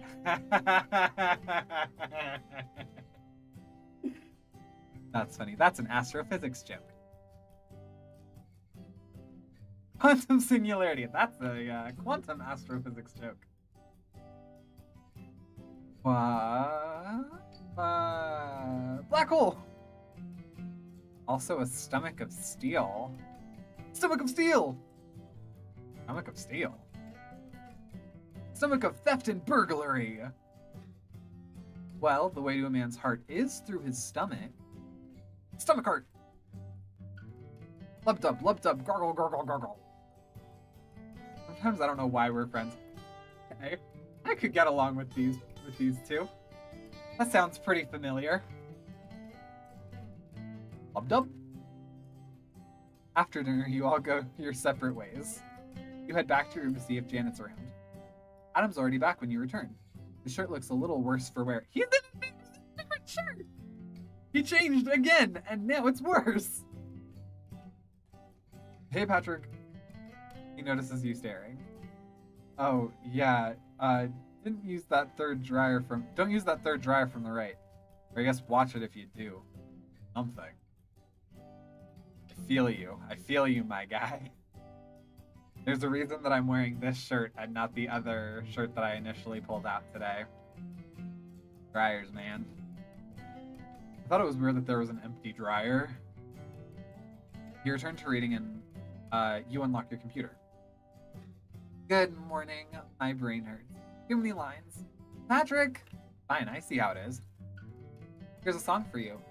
Oh, say, can you see by the dawn's early light? No, you can't, because you're not here.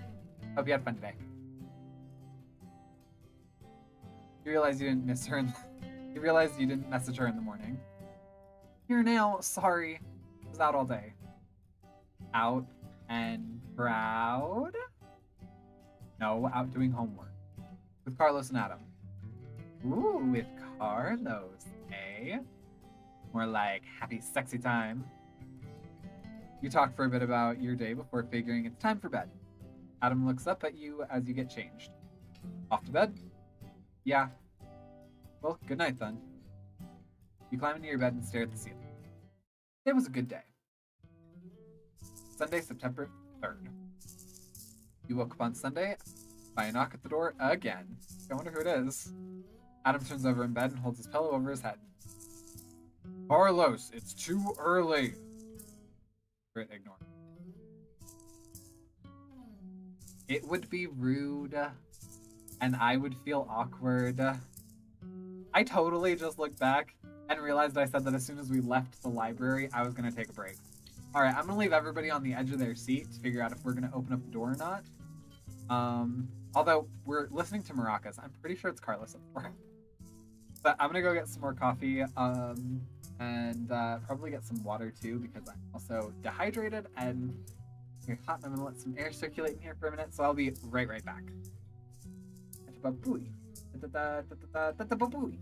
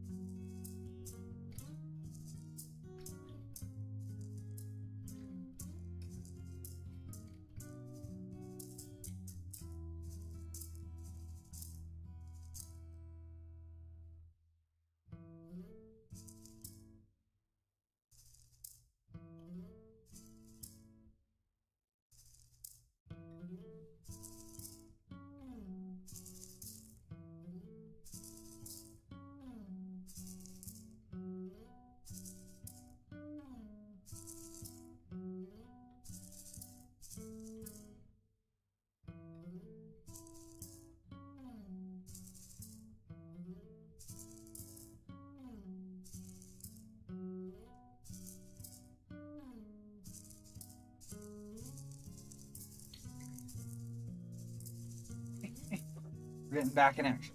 Back in action. Okay. All right. Cool. C'est bon. Hello. Welcome back, everybody. Welcome back. Welcome back. Caw, this is the signal. Screeching and such. Wake up, everybody. Welcome back to stream. This is very small, so I have to like reposition myself. I'm also gonna just, there's gonna be a loud one.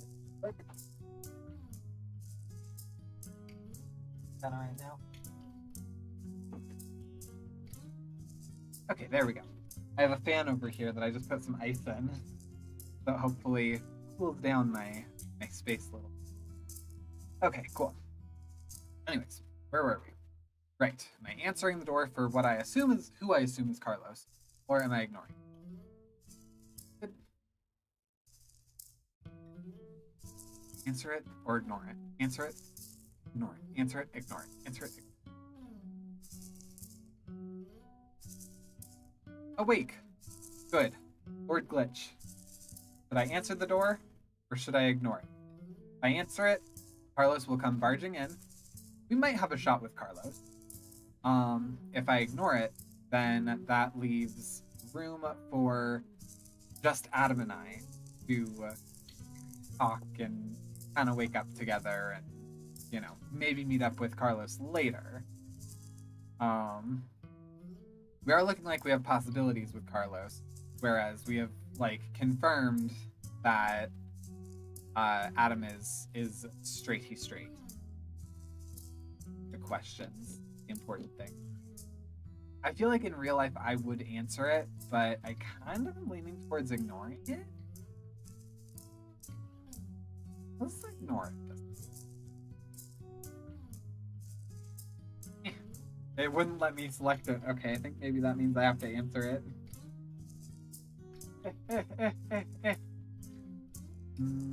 Open? Alright, we'll answer it. You get up and answer the door. It turns out to be a random guy who had the wrong building. You direct him to the right one and climb back into bed. Oh, okay. Adam sighs and looks over at you. Well, I guess now I'm up. He climbs out of bed and gets dressed. There's another knock at the door. Oh, frick. He opens the door. Hey, good morning, Chico. He nods at you. Patrick. So what's up? Carlos stares at Adam. What happened to your shirt? The dryer did. So what's up? I wanted to thank you for yesterday. I know I can be difficult at times, but I would seriously be in deep shirt if it wasn't for you. You might still be in deep shirt. Fine. Deeper shirt. Anyway, I wanted to take you out to breakfast. You're welcome to come too, Patrick. Breakfast sounds good. I don't want to intrude on your breakfast. No thanks, I was going to contact some other friends. Breakfast sounds good, on top of the fact that we went there and helped too. Great. You jump out of bed and quickly get changed. You almost didn't notice Carlos watching you.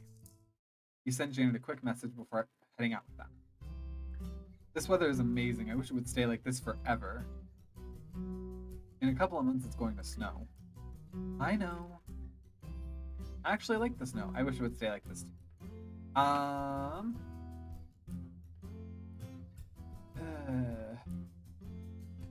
don't know. I like...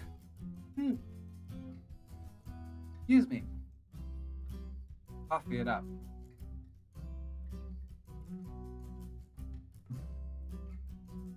I like weather. I like a change in... I feel like if I were at like a college campus and I didn't have a job and didn't go anywhere except to class, I'd feel like I liked it. You, Patrick? I thought you were from Arizona. Very close. That just means it's even more of a special thing. I know I was really excited about my first fall. Nah, give me some sun all day. Snow's cold and wet and it gets everywhere. Carlos takes you to the yard. Pancakes the size of pizzas. Yeah, those are always fun. You can eat them in slices, like pizza! Breakfast ends up being an interesting affair. The pancake slices topped with bacon and eggs are tasty, though.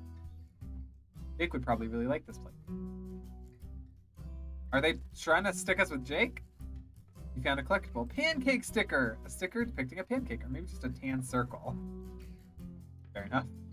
Afterward, you walk back to your room together. Thanks for breakfast, dude.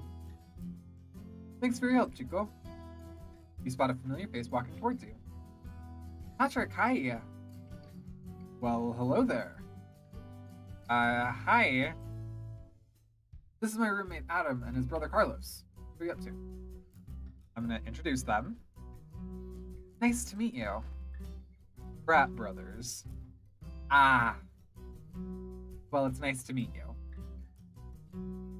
So, I'm gonna meet Jake for some games. I thought Nick had to finish some work this morning, though.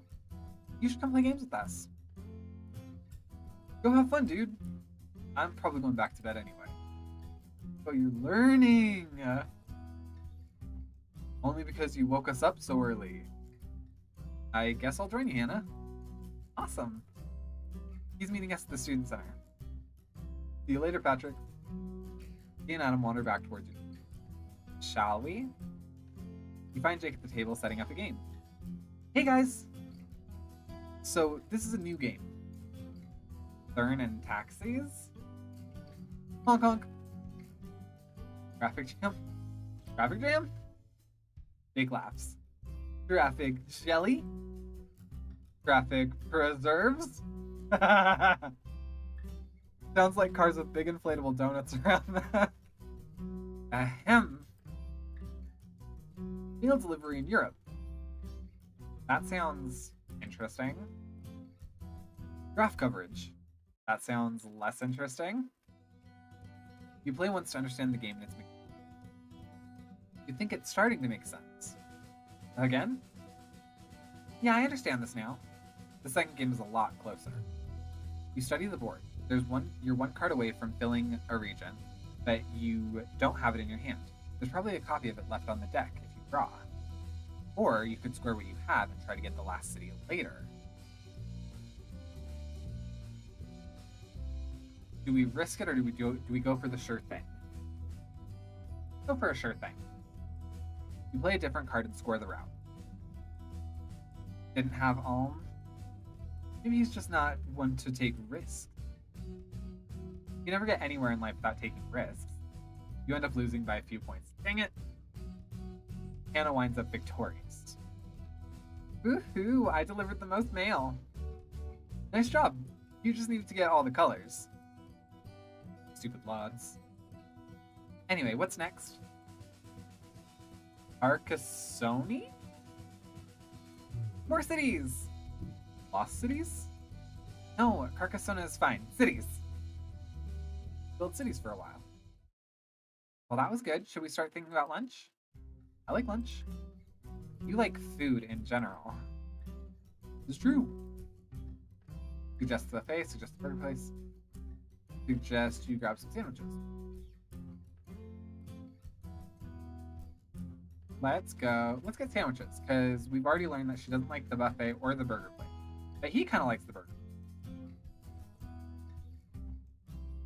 We'll go get some sandwiches. The burger place too scary for you? You're the only one that likes that place, Jake. I thought you liked the burgers. I do, but their fries are weird. I like fries. You grab some sandwiches instead and sit in the grass to eat. Soon finish your meals and return to the Student Center for more games. So, what next? Oh, there's Nick. Nick walks up to your table. Hey guys, sorry to bail on you this morning. We delivered mail. Wait, you've got mail. Ding. You've got mail. Ding. You've got mail. I've changed my mind. You can leave now. The four of you end up playing set. Hannah surprisingly wins. Yay! What? I've been practicing. Rematch.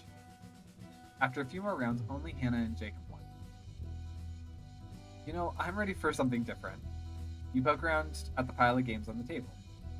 How about Carcassonne? How about Thorn and Taxis? How about Diamond? How about Bonanza? I've heard of Bonanza. Yeah, I like that game. Beans! Bean farming. Beam farming. I'm a charging my laser. Super da whoop. I don't want to play this anymore. Found a collectible. Blue bean card. Card depicting a gunslinging blue bean.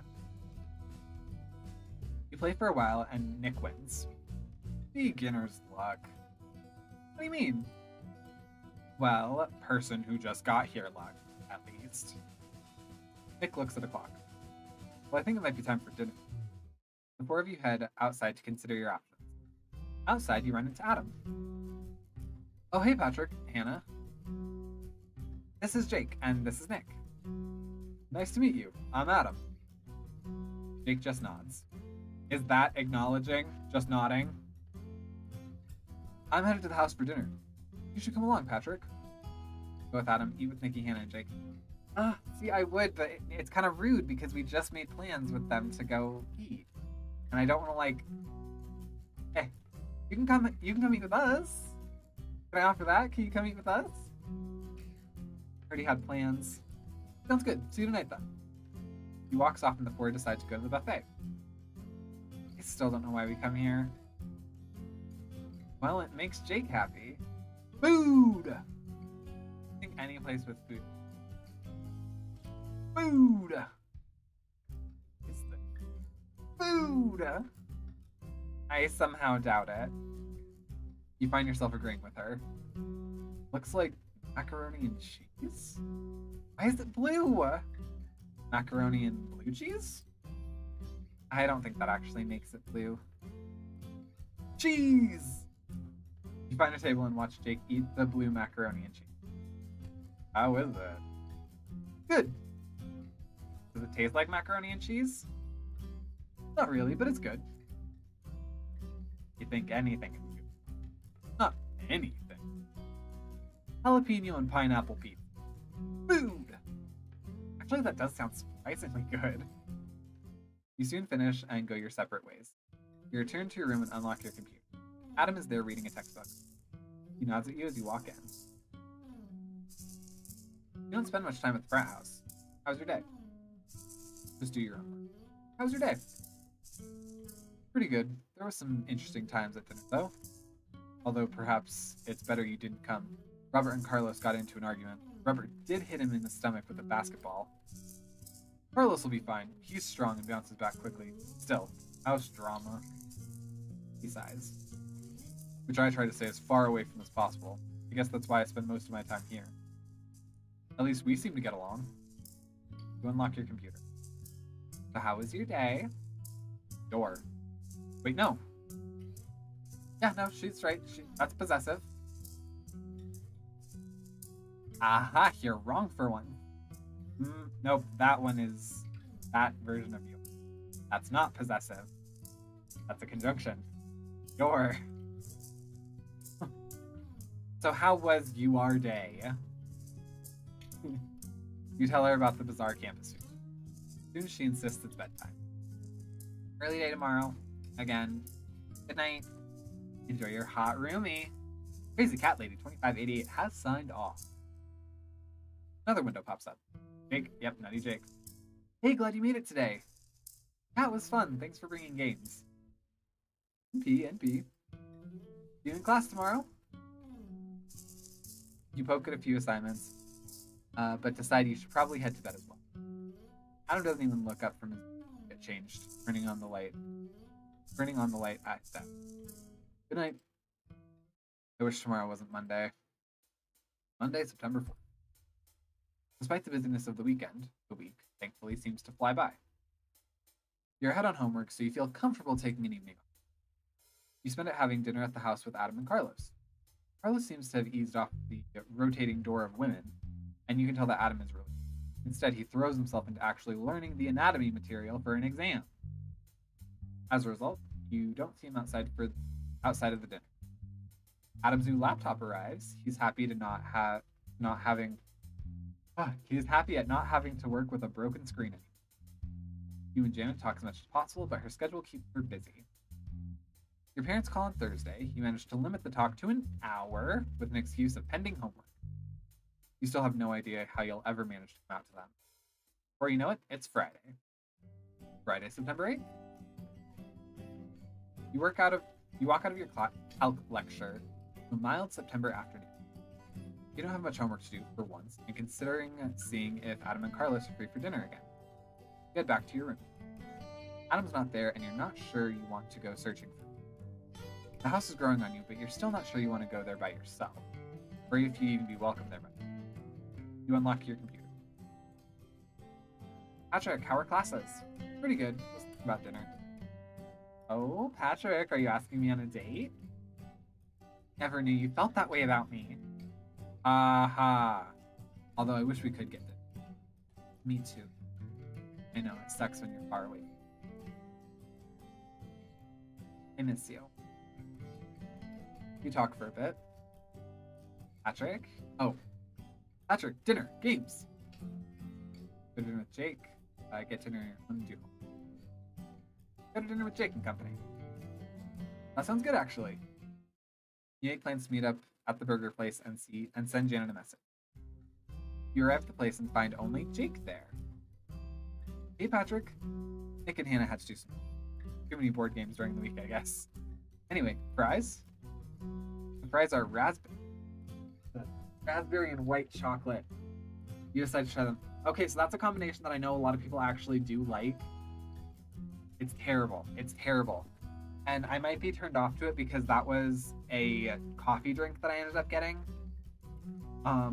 When Dorian and I had to stop at a coffee shop because our serpentine belt broke in our car when we were driving like 5 hours. So yeah, the experience was not great, and it also just didn't taste great, so now I have like a double negative association with that. Ugh. These fries are pretty good today. More a dessert item, but still good. Dessert item! Cactus cream pie! Sounds pokey. Poke, poke. How are you doing? How are classes? Kind of adorable. Okay, I keep saying this is a man after my own heart, and I was like, eh. No, I'm kind of feeling it. You're kind of adorable. Oh, thanks. Nick and I just play off of each other, I guess. It always feels a little weird when he's not here. Anyway, games? You find a table in the student center. Triangular table again? I kind of like these. It's different. It's neat. So, want to learn Lost Cities? You play Lost Cities. It's a little intimidating, but you get the hang of it pretty quickly. Soon you're left deciding if you should take the risk of starting the green-colored expedition. You have a good selection of cards in the colors, but none of the higher numbers. Take the risk, play it safe. Take the risk! You play a green card. Oh, interesting choice so late in the game. Jake turns out to be holding the higher number greens. You lose by a couple of points. I figured they'd do that. I think starting the green set hurt you too much, but good game though. Hey guys. Hey Nick, finished homework? I wish. I figured I could do some more tomorrow. It would be fun to do something else now. What's the game? We just finished one. Either of you have any preferences? I'll play anything really. Except set. No set. About Thurn and taxis. Draft coverage. Mail delivery. Mailer demon not found. Demon not found. Mailer demon not found. Femailer demon not found. Femailer Damien not found, because that's a guy's name. You Ulm card. Card depicting a city labeled Ulm. You have reasonably good luck with cards and build up a long route. You should score that, Patrick. Don't listen to him, man. Keep going. Yeah, but diminishing returns. Continue the route, score the route. Score the route. You manage several other reasonably length routes. Together, they give you coverage of several colors, but you still lose by a couple of points to Jake. Yay! That was a close one, Patrick. Should have continued the route. No, that would have spread him too thin across colors. Luck by itself isn't useful if you don't know how to use it. I mean, yeah. Well, that was fun. More! Well, if you're up for more. Call it a night. Let's play Carcassonne. Yes, meeple time! Meep. Beep, beep, beep. I am a robot. Roll! Found a collectible blue meeple. A blue wooden meeple. The paint is starting to wear off. You place tiles for a bit. Eventually, you draw a tile that could close off an existing city or start a new one. Oh, make a new city. No way, finish that city. Guaranteed points and a meeple back. I finished my city. Going with safe play. Both of you play it safe too often. You're saying we should both start taking risks? Yeah, you never get anywhere by playing it safe. As in the end, you lose by a few points. I can't win. I can't win these. You should have taken the risk, man. Well, that was fun. More! Well, if you're up for more, let's play Diamond. Man, Hannah's gonna be upset she wasn't here. Well, she could have ditched work too, you know. Nah, she's way too responsible for that. You found Snake's card. A card depicting angry groups of snakes. The first few rounds kill you almost immediately. Up with this deck today, you shuffle right, Jake? Huh? You reach the last round and no one has any treasure. You each can earn one and there's only one trap out so far. Take your one. Continue on. You reveal your cards. Jake leaves. Of course you leave. Although, given this deck, this will be a rock slide. Jake flips the card. The rock slide. Yep. I win! So much for taking a risk. Sometimes risks don't work out. Well, that was fun. Probably call it for tonight. Yeah, bedtime. Thanks for playing with us, Patrick. They head back to their dorm, and you return to your room. Adam is there reading as usual. Hey, Patrick. Hey, how's your day? Where have you been? Carlos and I went to see Crank. Oh my god. 2006. It was pretty good, I guess. Anyway, I should finish the reading before bed. You unlock your computer. How was dinner and stuff? The two of you talk for a bit. Soon you decide it's time for bed. Adam switches on his desk light when he notices you getting ready for bed. Good night, Patrick. You turn out the main light and stare at the ceiling. Sleep comes fairly easily. Saturday, September 9th. You sleep in and wake up fairly late Saturday. Adam is sitting in his desk reading, as usual. Good morning. You roll out of bed and unlock the computer. Good morning. Up, which you. If you're up, which you. You also have messages from Jake, Nick, and Hannah.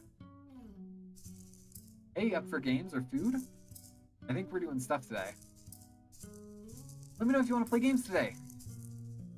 Any interest in breakfast? I guess you're not up yet. Well, you should meet us later for games. We'll be in the student center like usual. Justin, my idol? You figure you'd miss breakfast with the gang, so you message Janet instead. Good morning, slept in. You sure did. Isn't it like noon? Yeah. Not sure what to do today. Maybe games? Q&A? It's true that you haven't managed to make it out there yet. Suppose that's true. How are you going to meet other guys otherwise? See if Adam will go with you. You could always do homework, or try to play board games. Or you could see what Adam and Carlos are up to. Okay. Well, this one's next. That one's next. I could never get into like GSAs when I was growing up, and I know that some people find like real community in them. I'm just not one of them.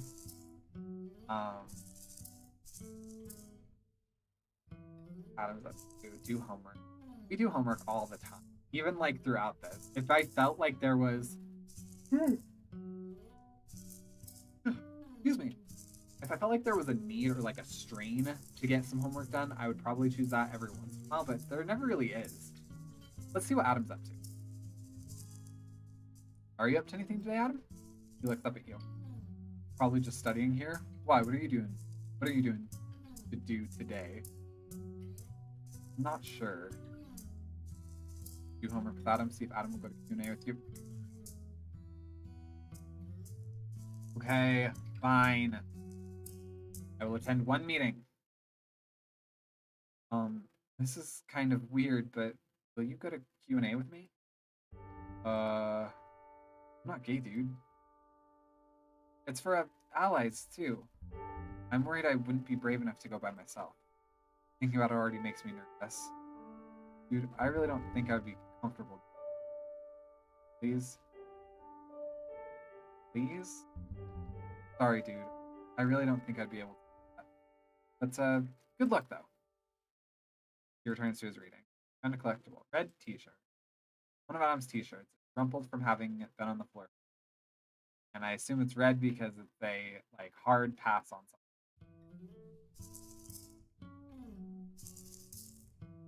Go play board games, do homework. I'm not gonna go to that Q&A meeting. Do some homework. No, our friends, like, messaged us, and Adam doesn't really seem interested. You bid farewell to Janet and Adam before heading out. You walk to the student center and find Jake, Nick, and Hannah already set up at the table. Hey, Patrick! Come join us. We just finished some set. You take a seat at the table, which is thankfully square. So what should we play? Diamant! You always want to play. Carcassonne! Bonanza! Learn in Taxes. Graph coverage! In Mail Delivery Land! You've got mail. Are you going to do this every time? Your opening hand contains nothing but white cards. You consider trying for the all-white city. Try for the points. You manage to string together several good white routes. You take the points early and lead through to the end. Well, that was lucky. You're such a racist, Patrick, only delivering those white cities. Yeah, he got at least one house in almost every color. Hey, he got at least one house in almost every color. Yeah, that's not very nice. Kidding, just kidding. But that was fun. What's next? Set. We just played this. I like set. Woo, set! Green oval card. A card depicting a single green outlined oval. You play a few rounds. Unsurprisingly, Hannah and Jake dominate. Yeah, I still can't do this. To practice on your own solitary style. I guess. But that was fun. What's next? Carcassonne? Yes! Cities! You know, I always think you're asking to play Lost Cities when you say that, Hannah. Lost Cities! Moss Cities! Grow! Moss Cities. Is that the final level of SimCity? Oh my god, it's 2006. Your city comes alive and you have to fight it. You build cities for a while. Nick, Hannah, and Jake build a large city on the outskirts. You draw a tile that can be used to try and join the city, but it would mean not closing another city. Try to join the large city. You make an attempt to join the large city. Fortunately, your next draw lets you join in. You ultimately win the game. We should have done a better job blocking Patrick from that city. I feel like that was so many points. Well, it worked out as the net 0 points for everyone, so Patrick just got more field points.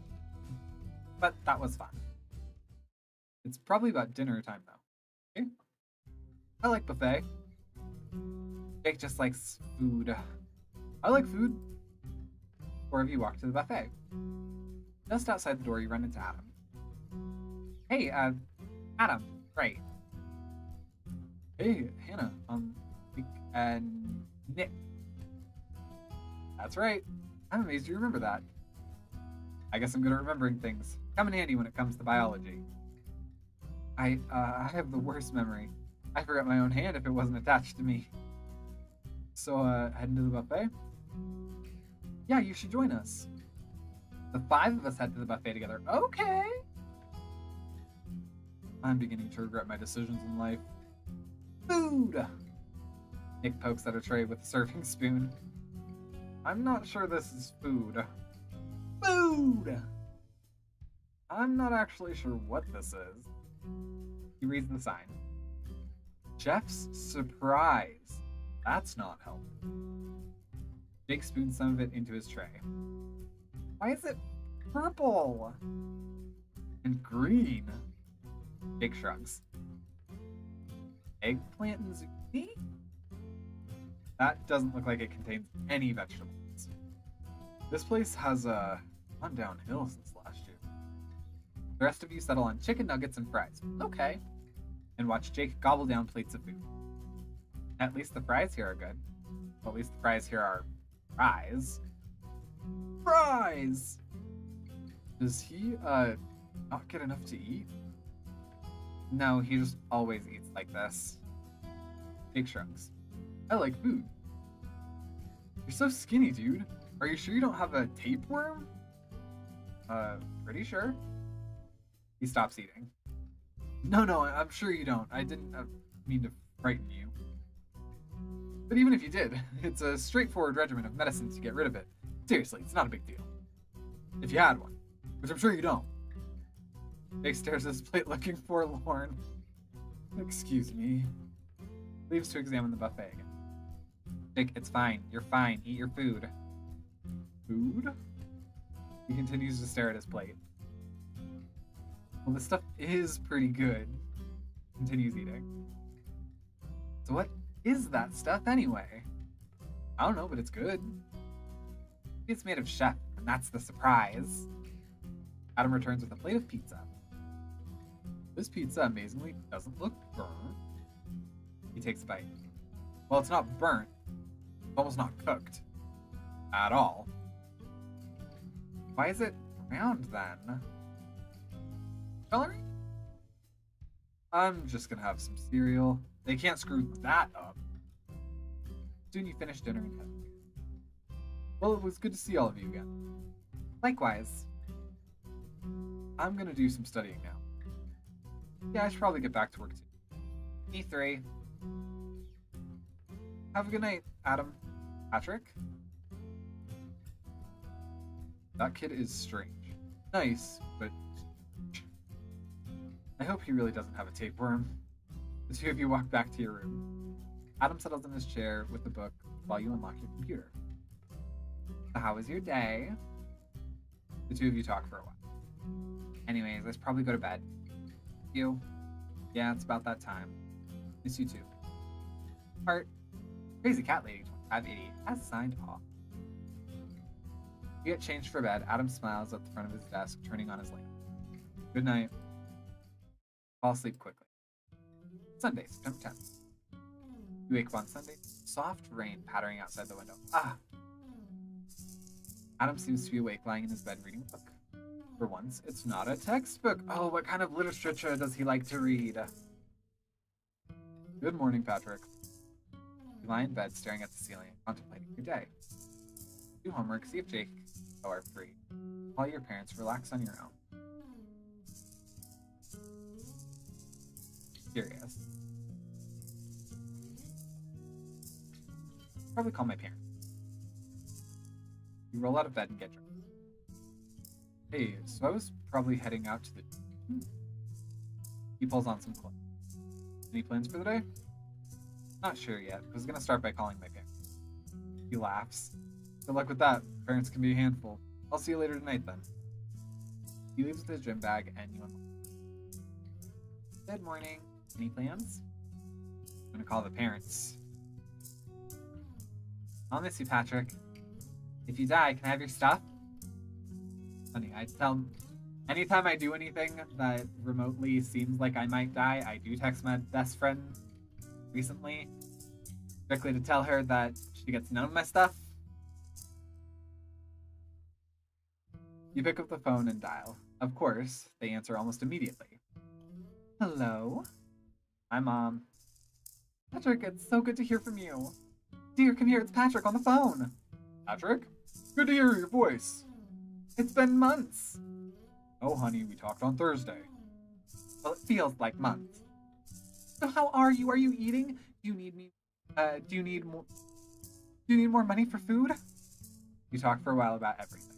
Apparently your mom's hairdresser recently changed the color of her fingernail polish. Can you believe that? Green! Who has green fingernails? A lot of people, honey. Well, not her. She's had pink. She's had purple. But green? I'm pretty sure Patrick doesn't care about Mary's fingernail polish. Oh, right. Well then. Are you eating properly, Patrick? How are the fries at that place? Oh, have they had more of those cracked pepper fries? Those were so good. Better than the peanut butter and jelly fries that first day. Tell us about the food, Patrick. You've hardly said anything at all. Because you don't give him a chance to, honey. Oh, shush. Your baby's all grown up and on his own. I get to fuss over him. You tell him about the food and your friends. Well, this Hannah seems like a very nice lady. Are you gonna ask her out? Have you asked her out? You asked her out. Oh my gosh, do you have a girlfriend, Patrick? You have a girlfriend? It's about time! No, I have not asked her out. She is not my girlfriend. I do not have a girlfriend. Good. Maybe those girls will shoot all over you. You, interested in anyone right now? I don't really want to talk about that with you. No offense. No, honey, you don't have to be ashamed. We're your parents. Honey, maybe he just isn't comfortable discussing his crushes with you. That's fine, but I hope she knows she's a very lucky woman. And, be safe, son. Use protection. Parents.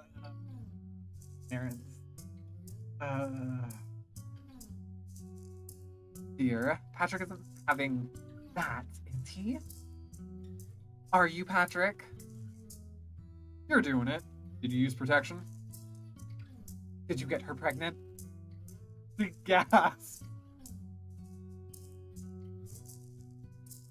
Am I going to be a grandmother? No. I've not done that. I've not gotten anyone pregnant. I do not have a girlfriend. Wow. That's too bad. I wanted to be a grandmother. Yeah, I don't think... So tell us about your classes. You talk for a while longer until your dad pulls her off the phone. So nice talking to you, honey. Call us again. Let me know how... Bye, Patrick. Bye. I love you. Your dad hangs up. And a collectible white phone cord. Or card. A white phone card that has the minutes left on it. Because it was 2006, you see, and you could buy those little cards that had minutes on it. You shake your head and sit back in the chair. Talking with your parents is always an adventure. You figure it's probably lunchtime. The rain makes the burger place unappealing, so you head to the buffet instead. The buffet is surprisingly full, the rain rendering outdoor seating undesirable. You grab some food and wander to find a table. You don't see anyone, you know, but you manage to find an empty table and eat by yourself. Food isn't too terrible. You finish lunch and wander back to your room. Adam isn't there when you get back, so unlock your computer. Hey, Patrick. Oh. I'm not actually even reading who it is. Wait, also, it's only 2006. How is he Nutty Jake 2008? Because it rhymes. Just put all that together. Hey, Patrick. Sorry, probably no games. Nick and I have to do laundry. Maybe someday this week? Oh. Rain makes outdoor wandering undesirable. Not sure where Adam or Carlos are, and you don't think you'd be comfortable seeking them out at the house. You could see if Hannah's doing it. Or you could get some homework done. Or you could relax. See what Hannah's up to. Hey, any afternoon plans? Nope. You? Want to do something?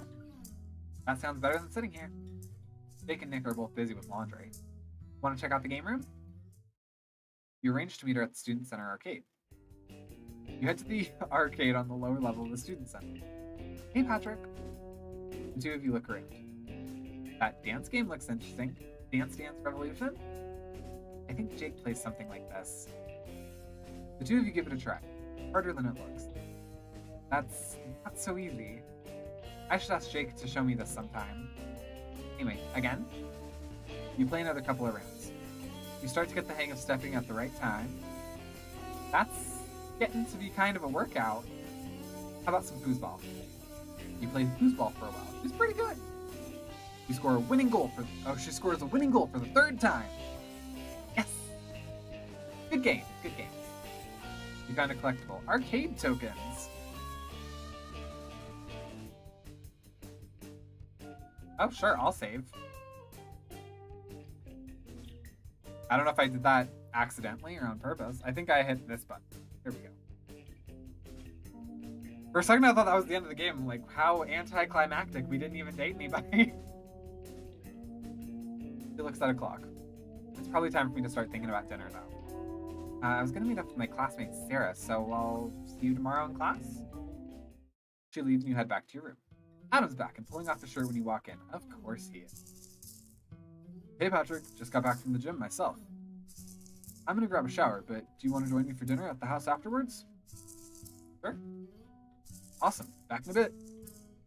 He disappears to shower. You browse the internet for a bit until he returns. You quickly get dressed. Well, shall we? Oh my god. Two of you head to the house in the rain. The entryway is deserted for a while. You follow Adam into the common room. A man and woman are on the couch making out.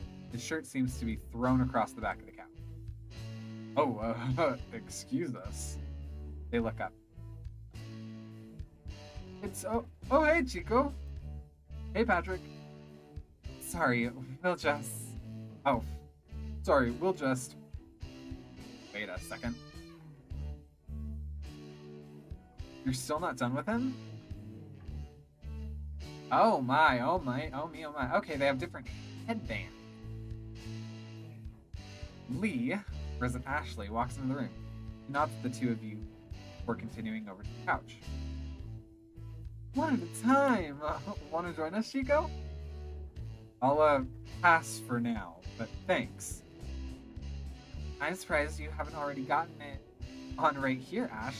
You love Pablo. I'm warming up to it, but let's go to your room, Carlos. Excuse us, Chico. Patrick. He quickly disappears with the two women. So, video games? You play Geometry Wars. Yep, I read that right. Geometry Wars for a bit. Some brothers slowly filter into the room now that Carlos and the twins are gone. Some are really good at the game. Soon, the chef declares that dinner is ready and you walk into the dining room. I'm going to assume potatoes. The menu is Salisbury steak, broccoli, and pasta. Oh, I was wrong! Spaghetti noodle. Uncooked spaghetti noodle. Figures there's no potatoes. Now that they would actually be appropriate. Although I would guess everyone here is sick of potatoes by now. Carlos and the twins walk into the room. His shirt is unbuttoned most of the way, and one of the girls' dresses is ripped. Well, kind of matches our boy Adam here. Hey, Chico, Patrick. He walks over to your table. The girl's trailing behind him.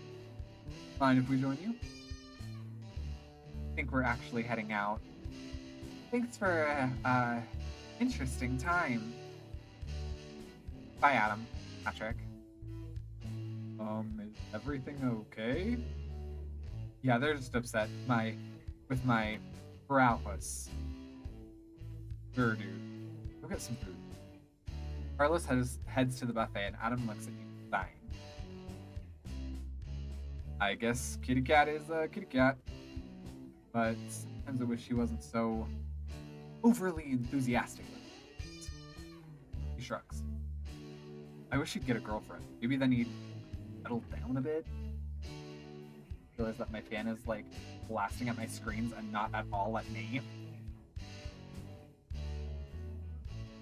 Carlos returns with a plate piled high with food. He sits next to you and starts stuffing his face. Jesus, dude, slow down a little. I know doing it burns calories, but I don't think you need all those back. You need all those back right now. Carlos shrugs. Just hungry, I guess. So how were your days, Chico, Patrick? Fine, I guess. In for a bit. Was considering swimming, but wasn't sure if it was a great idea in this rain. Yeah, I wish this university had an indoor pool. The two of you watch Carlos eat. Ooh, any plans after dinner? Sleep, probably. Haven't been doing much of that lately, if you know what I mean. I hope that means you've been studying a lot? Sure, dude, studying. Anatomy. Right. I guess I should head back then. Catch you tomorrow, Carlos. Yep, good night, Chico. He grins at you. Good night, Patrick. You should come join us next time. Oh my! I hope you mean for dinner, dude. I guess that's one way of putting it. Oh my! You and Adam head back to your room. I was just going to read. The two of you get ready for bed. Sleep soundly. Monday, September 11th. The week once again flies by. You think you're really getting the hang of the classes now? You have dinner with Adam and Carlos at the house a couple nights. You're glad you're already finished with homework. You're glad you're already finished. You've already finished the homework due those evenings. You play some games one evening with Jake, Hannah, and Nick. Jake and Hannah seem to act strangely around each other. Okay, why? You ask Nick about them, who just shrugs. Before you know it, it's Friday again. Okay, let's figure out why our friends are acting weird. You walk out of your calc lecture with only a small amount of homework, but with exams coming up, it's in both programming and econ. Still early, but it's never too early to start studying. You can see if Jake, Hannah, and Nick want to play games or study together. Adam and Carlos will probably have dinner at the house, and they've made clear that you're always welcome.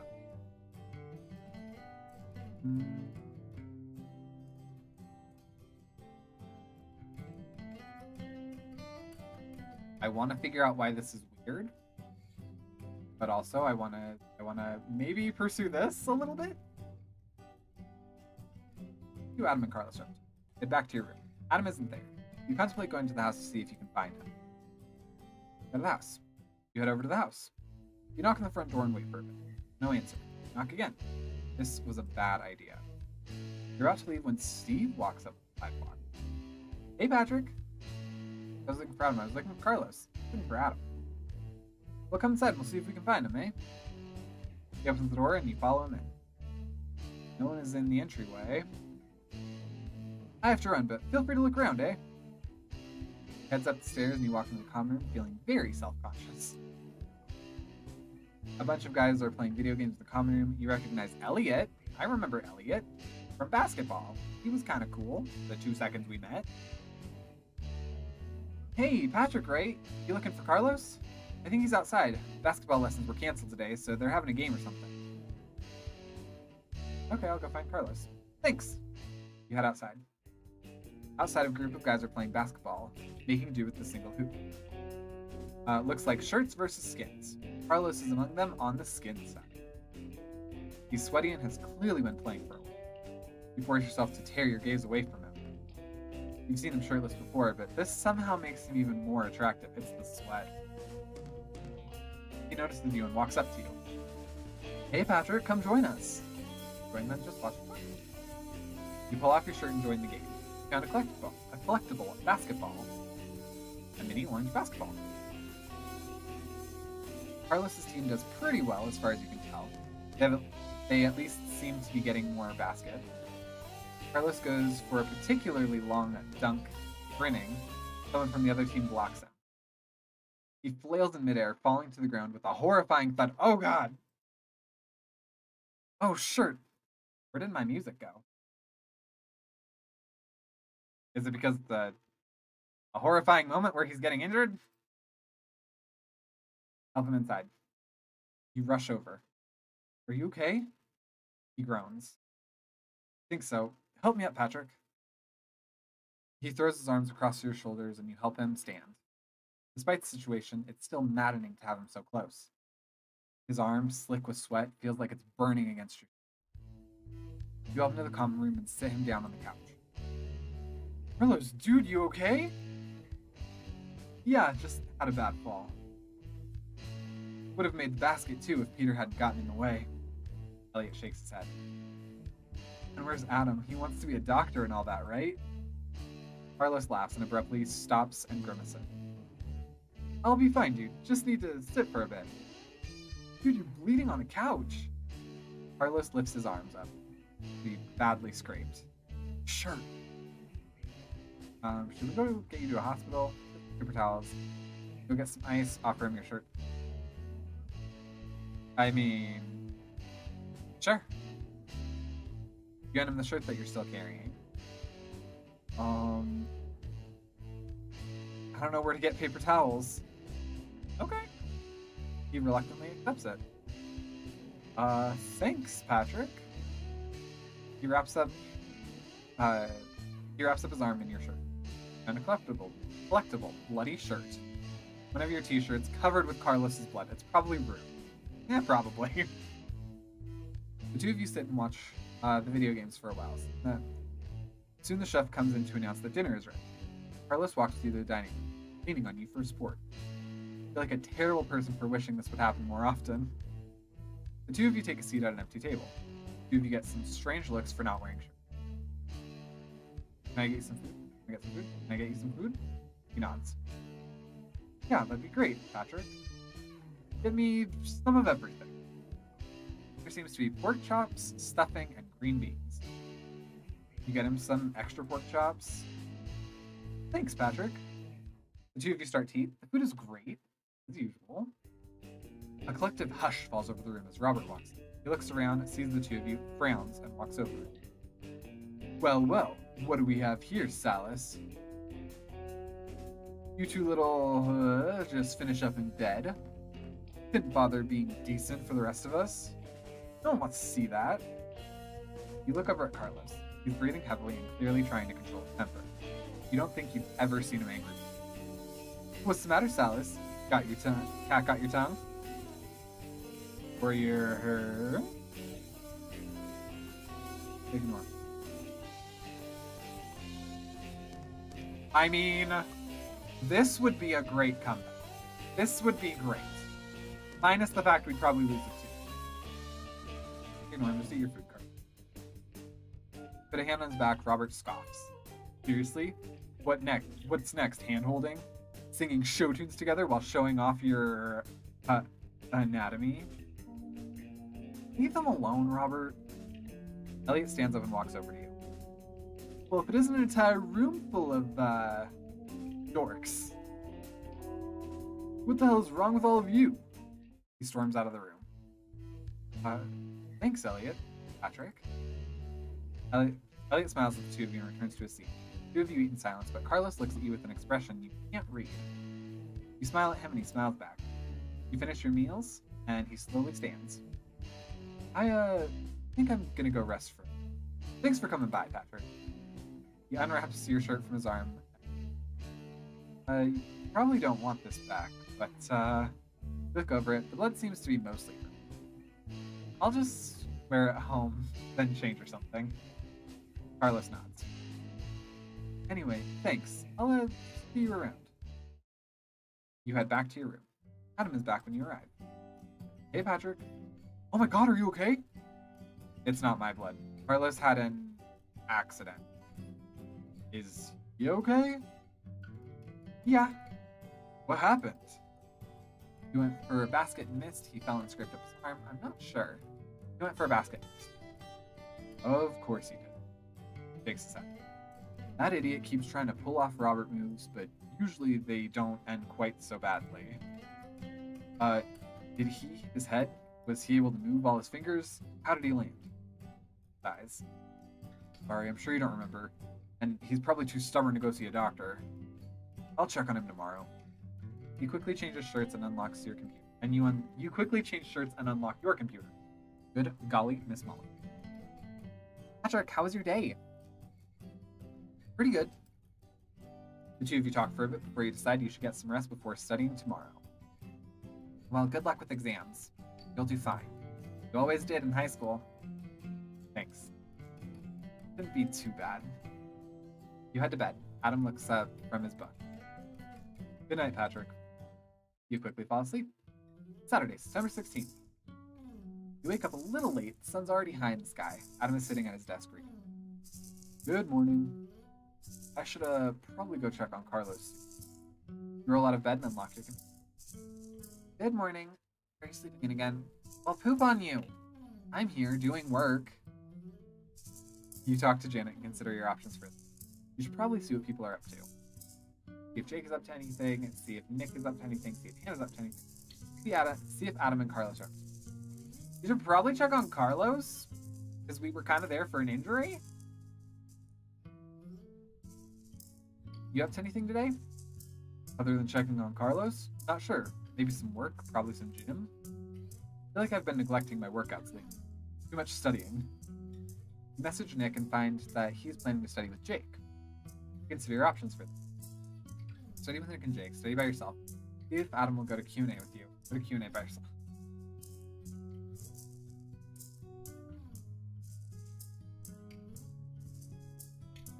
I'm not gonna choose the Q&A thing.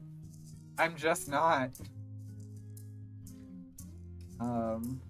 I should probably at some point play this and do like a run where I do the Q&A stuff, but I'm just not interested. I wasn't in real life and I'm not in the game.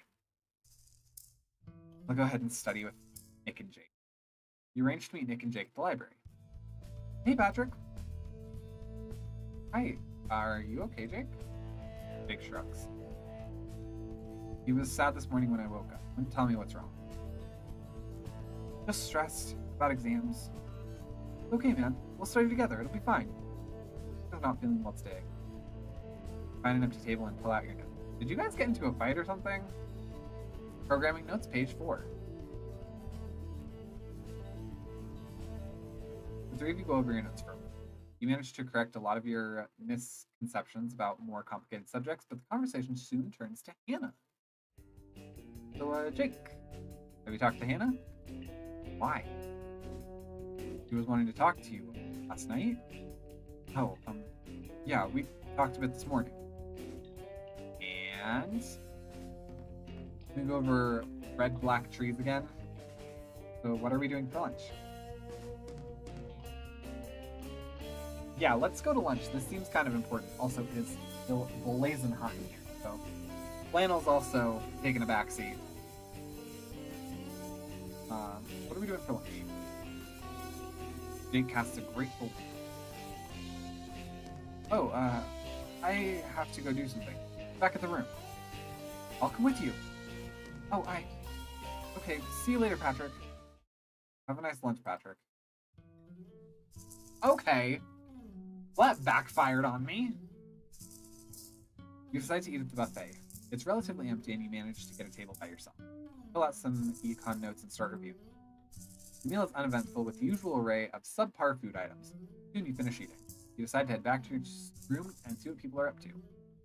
Adam isn't around, so you unlock your computer. You don't seem to have any messages. You spend the afternoon reviewing both econ and programming. You make a lot of progress. Later in the afternoon, Adam walks in looking downfall. Hey, Patrick. Carlos is fine. He's in the hospital. Oh. Is he okay? Yeah, he's fine. They think fracture in his arm. Also, I guess he hit his head. They're not sure if that's going to cause problems. Oh my god, he just fell playing basketball. So, how was your day? Insignificant compared to that. He laughs. No, I I didn't mean to worry you, just thought you should know. That's why he was acting so confused and looking weird. It wasn't that he had like these unreadable looks. It was that he was suffering from a concussion. Oh. Stupid. They're just keeping him out of an abundance of caution. But, excuse me, I'm gonna get back to this reading. You unlock your computer and chat with Janet for a bit. Oh my god, I'm glad he's okay. Yeah. I should have done more. Patrick, you're not allowed to blame yourself. Agreed, that is not my fault. Another window pops up. Hiya, Patrick. Dinner? It would be good to talk to him and see how Jake's doing. Go to dinner with Nick. Sounds good. Where? Burgers? You there? You meet Nick in the grassy area. I'm curious, but worried.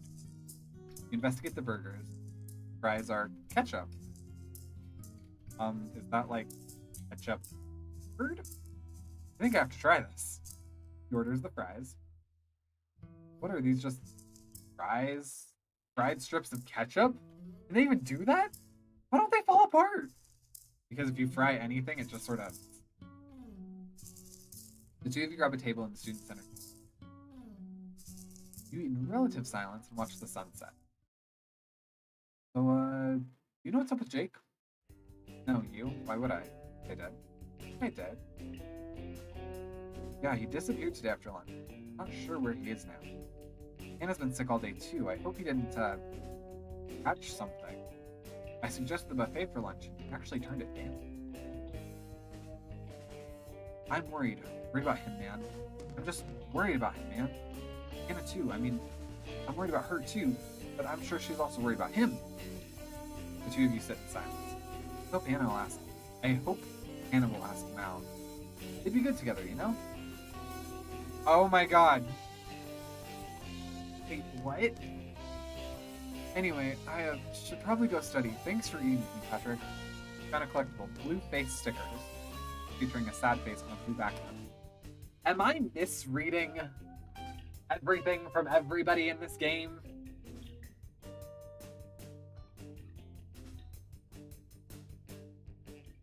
He leaves and you head back to your room. Adam is there when you return, fishing at his textbook. Adam puts his book away, back in his chair. I'm probably going to bed. You decide that's probably a good idea too. You message Janet and head. What a day. Glad Carlos' day was good. What a day. Adam laughs from his bed. Oh, Carlos? Relationship drama? Not mine. Let me guess. Someone likes someone else, but doesn't know what to do. Something like that. You should tell her. Or him. She. Whatever. No harm in at least getting your feelings out there. Yes? Then again, not really one to be giving advice. My girlfriend asked me out. My girlfriend asked me out. I was always too embarrassed to make a ex-girlfriend. Anyway. Good night, Patrick. Monday, September 17th. You wake up Sunday from a sexual dream about Carlos. Brain, stop torturing me. I really need to get paid. Adam's getting dressed. Morning. I was headed out soon to visit Carlos. You're welcome to come along if you want, but no obligation. You lie in bed staring at the ceiling, contemplating the day. It would be nice to visit Carlos. You also should study for your exam. You could also see how Jake and Hannah are doing. We're gonna go visit Carlos. I'll go with you. Give me a sec to get dressed. You quickly get dressed and grab some notes. The two of you make the, fortunately, short walk to the hospital. You find Carlos in one of the larger rooms, arms in a cast. Chico, Patrick! You came all this way here to see me. Of course we did. How's the arm? And your head? Fine. I don't know why they're still keeping me. Yeah, I mean, if you had serious head issues, they would have shown themselves by now. Carlos shrugged. I think they're waiting to give me one of those scan things. MRI? Something like that, but the machine hasn't freed up yet. But hey, I get to sit here and do nothing but sleep, which is pretty great. Dude, that doesn't mean classes have stopped for you. Nico, let me have this at least. Fine. You get to relax and not worry about classes, and things are great. He grabs a seat and sits by the bed. You do the same. How are you doing? I feel like this is my fault. How's the hospital? Hold his hand. I don't think we're quite there yet. I think this is my fault. Oh, Patrick, no. This guy's so stubborn anyway. He couldn't have come here if his arm was actually broken and it was gushing blood everywhere. I don't know about gushing. I basically had to drag him here when it looked like he might have a fracture. It's not that bad, which is exactly why you don't want to make it worse. You worry too much. But, you're gonna be a great doctor. I brought you your textbook. He grabs a thick book from his bag and sets it on the bed. So you can do some reading or something. Oh, Chico, you really shouldn't have. Really? You sit there for a while studying. The hospital is relatively quiet, but the people walking around are kind of distracted. Still, you think you managed to get some good studying done. After a while, Adam looks up at the clock. So I think I was going to head out. Need anything, dude? Nope. Hopefully I'll be out of here soon. Despite having nothing to do here? Well, this place smells funny. I'll, see you later then. Bye, Chico. Bye, Patrick. Two of you walk back to campus. Found a collectible cast sticker. Sticker depicting an arm in a cast with a get well soon message. I think I'm gonna grab some lunch and hit the gym. I'll see you tonight. Lunch seems like a good idea for you. You decide to get lunch at the buffet. You grab a tray of food and you're looking around for a place to sit when you spot Hannah. Hannah! She looks up at you. Oh, Patrick. Please, sit. You join her at the table. So, shakes her head. I'm sorry. I'm just not feeling great right now. What's wrong? I'm sorry. I'm sure whatever it is will work out. Say nothing. What's wrong? Things. I'm not sure I can be any more specific than that. Personal things. Really should be studying. I'm gonna fail this test. Instead, I just want to sit here and eat chocolate. Pokes at her bowl of cereal. Appears to be Cocoa Puffs. A woman of class and refinery. It's not even real chocolate. I guess it's sugar at least.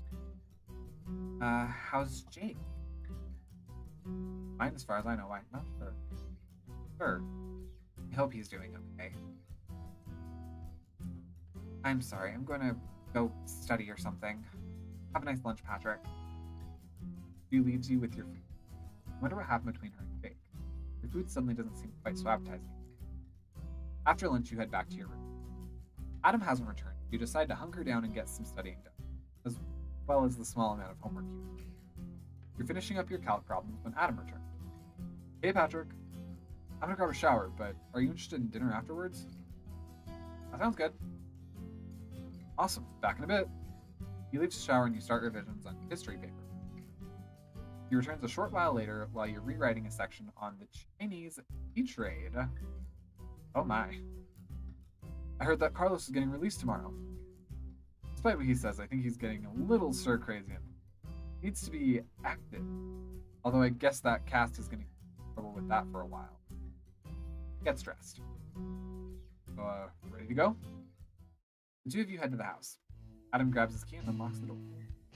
Robert is standing in the ante, calling you in. Screw it! Robert? Heard your boyfriend was in the hospital. Carlos isn't my boyfriend. But he's in the hospital. Yes. What is his, horrible homophobic disease? I mean, it's a real disease.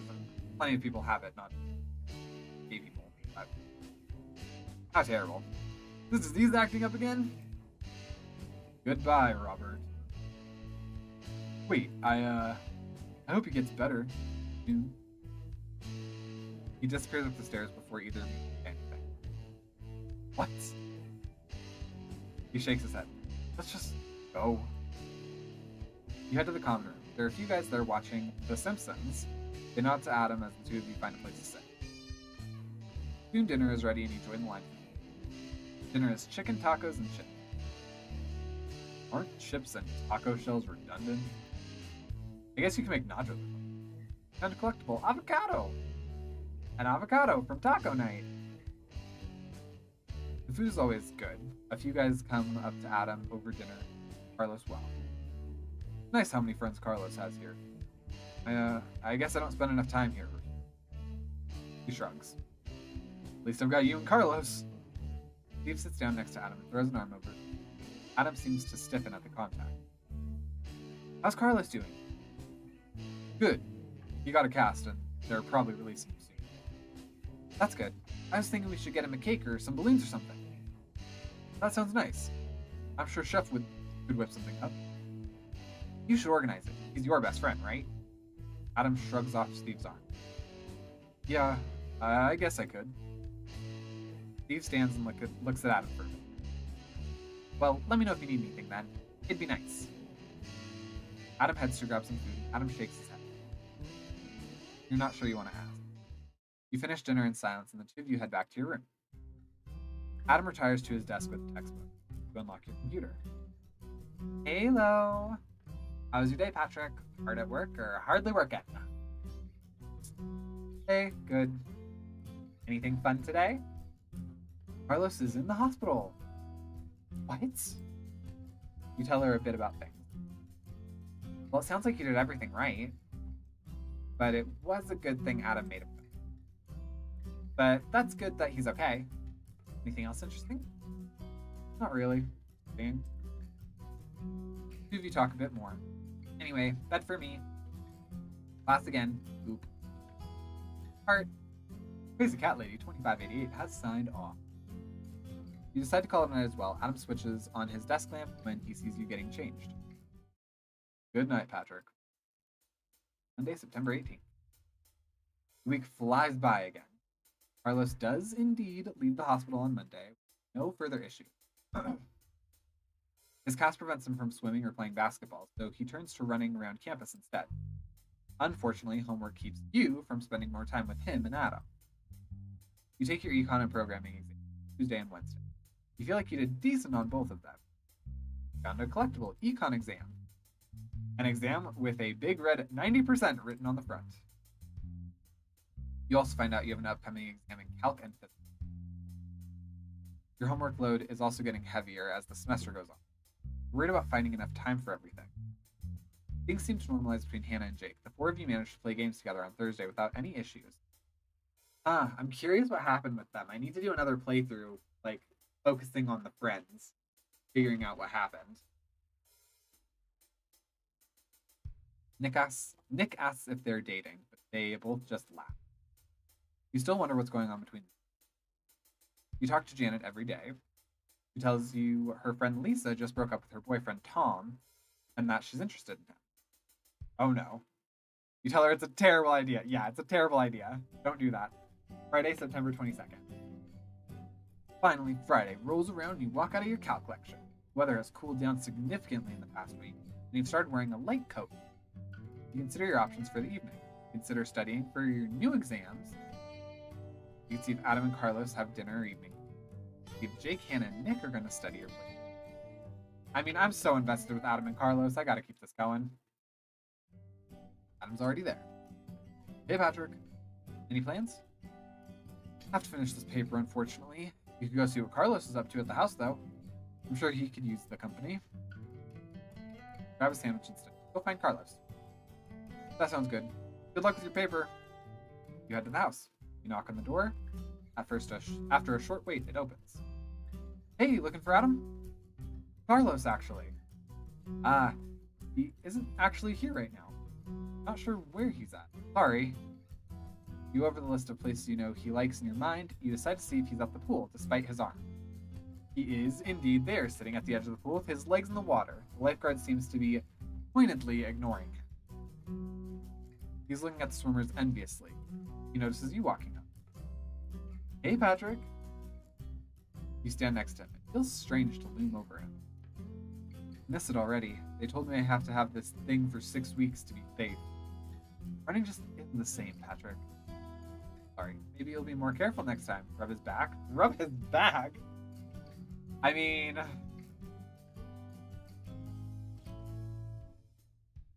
that sounds like kind of weird, but I could definitely see like a little like pat, like, it's okay.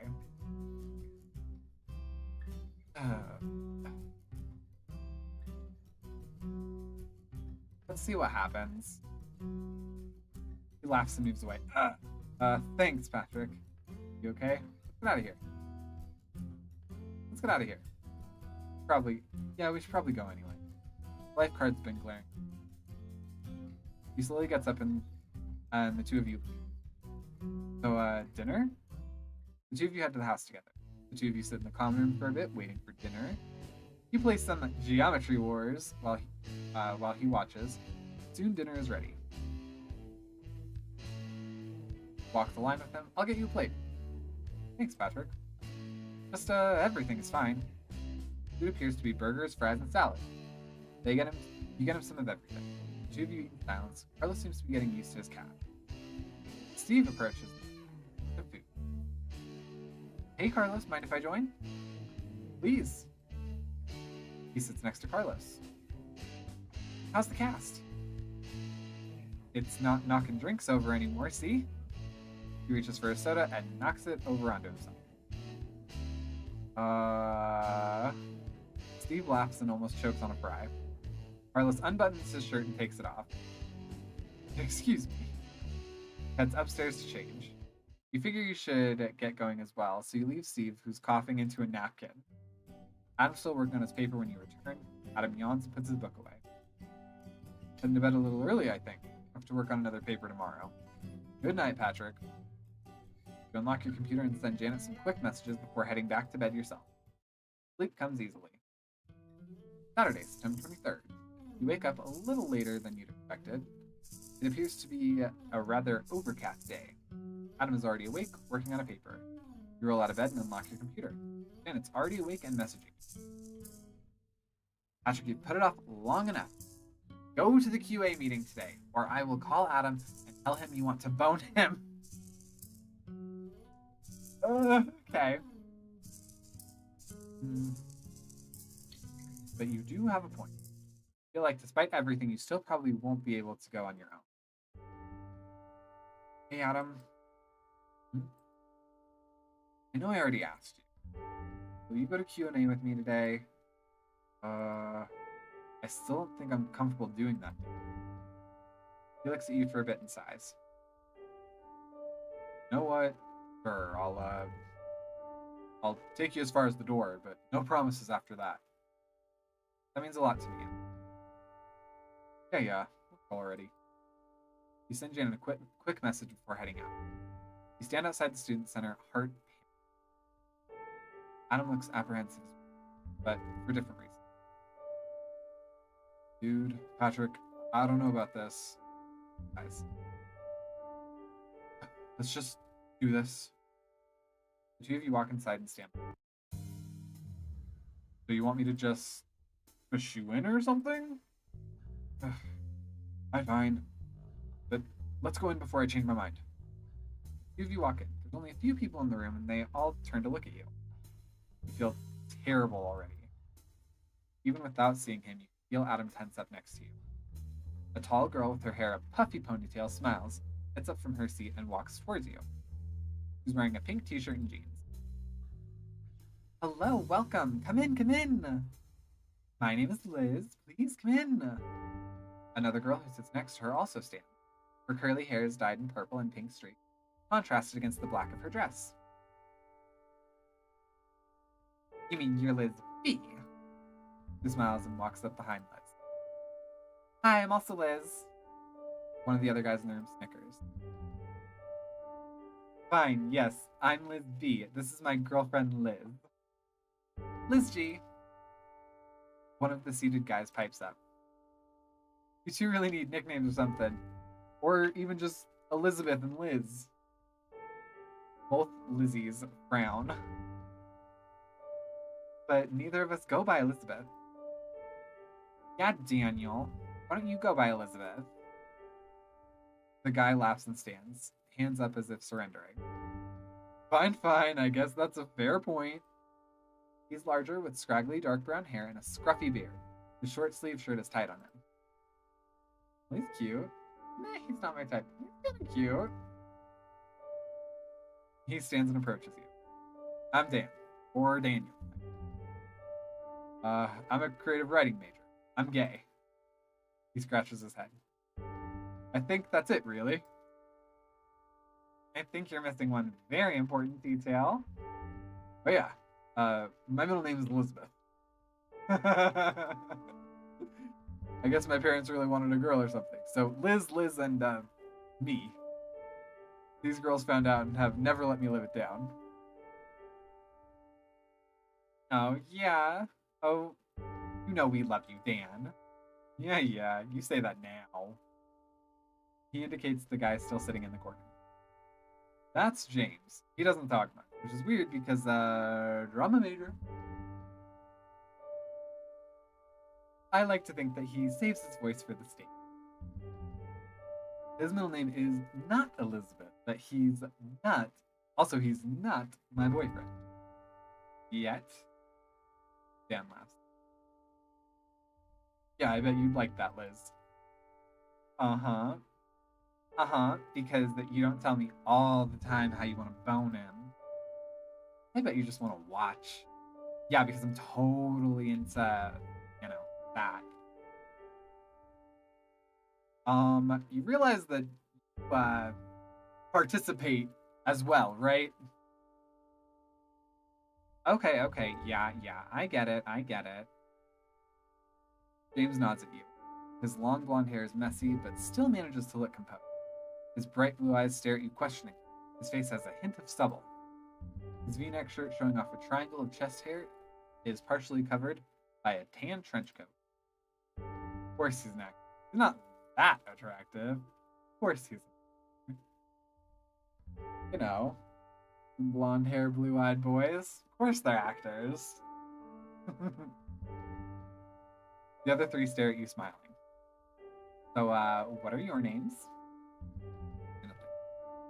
Patrick, computer science major, gay. Patrick, computer science major, also. Dan, you're kind of hot. Computer science major, gay, also. James, you're kind of hot.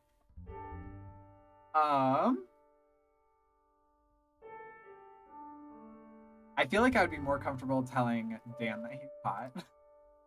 Dan laughs. Forward, aren't we? Give him a break, Dan. He's nervous. Besides, remember when you first came in here last year? I recall you barging in and telling everyone you loved. That's not false. Anyway, nice to meet you, Patrick. Adam clears his throat. I'm Adam, biology, pre-med, I'm sure. Dan laughs. Sure you are, man. No, I'm actually straight. I'm just here to, give Patrick some support, I guess. He's my roommate. Just my roommate. Like we lived together in the dorm, where we were assigned by the school. He shuts up and looks at you, looking very uncomfortable. Liz G beams and grabs both of you in a hug. Well, it's great to meet both of you. We didn't get a lot of new people this year, so it's great that you're here. She clings to you until Liz pulls her off. Anyway, excuse my girl. Come, have a seat. We're all friends here. You found collectible Lizzie's student ID. IDs. Elizabeth Marie Brooks and Elizabeth Catherine Grossman. Liz G's is all bet. Dan and James student IDs. Daniel Elizabeth Carlton and Jameson Anthony Bennett. Dan's is covered in something you don't want to identify. The six of you take different seats around the room. Liz G sits on Liz B's lap. Babe? Aw, come on. They don't mind. Fine. Liz B wraps her arms around Liz G, sighs happily. So, welcome. You've missed a lot of other people earlier this morning, but we're still here. We're the best anyway. Hey, Eva. She shakes her head, but is still smiling.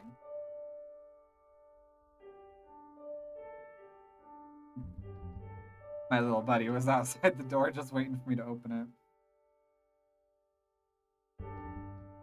Anyway, we meet here on Saturday mornings around 9. Way too early to be up. But the room's open all the time. You can come here to relax, talk to people, or if you just need a safe space. Or, good BJ. Liz glares at him. No, not for that. None of that. No, none of the funny business. Liz G giggles. Liz B sighs. What am I gonna do with the two of you? Oh, Liz G laughs. Anyway, lascivious activities aside, this room is intended for your use for whatever. Hookup purposes. And you should probably feel free to take advantage of it. For hooking up purposes. Liz G giggles. And I'm going to come over there and kiss you. He shuts up. Actually, this I'd like to see. Nanny Pooh, come here and give nice Lizzie Liz a kiss, will you? No thanks. Your loss. He kisses Liz. Dan makes a gagging noise. Do not want, please. James laughs. His laugh is pleasant and deep in his chest. Liz B breaks the kiss and looks flushed. So, where were we? I think that was it. We were just sitting around talking, but there's some games in the corner and some DVDs in the cabinet over there. And there's condoms in that drawer over there. What? Liz G giggles again. Dan, don't make me come over there. Hey, don't blame me, they're James's. James scoffs and Liz B shakes her head. Of course they are, but you had better get out of here. Get them out of here before I check that drawer next time, Dan. What about promoting safe sex practices? Safe? Yes. Great. You can get your condoms out of the student health center and use them not in here. But it's so much more convenient this way.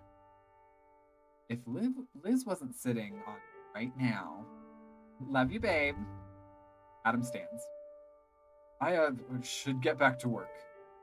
But it was certainly a pleasure meeting you all. Aw, the cute guy's leaving.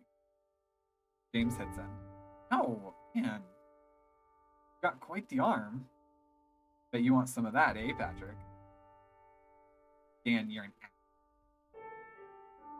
Your nervousness gets the best of you. I should probably head out too, but I'll try to come back here again. James smiles at you. Let me know if you want to hang out or something sometime. He passes you a slip of paper. Oh, that's my screen name. Hi, James. Ooh, James has a crush. James hits him again. He just seems like he could use someone to talk to. Dan grabs a piece of paper and scribbles something on it. Who isn't you? He hands it to you. Well, there's mine as well. If you ever want to, talk. Talk. And, yeah, I'm just gonna... The two of you leave the room. I hope that went well for you. And collectible rainbow stickers.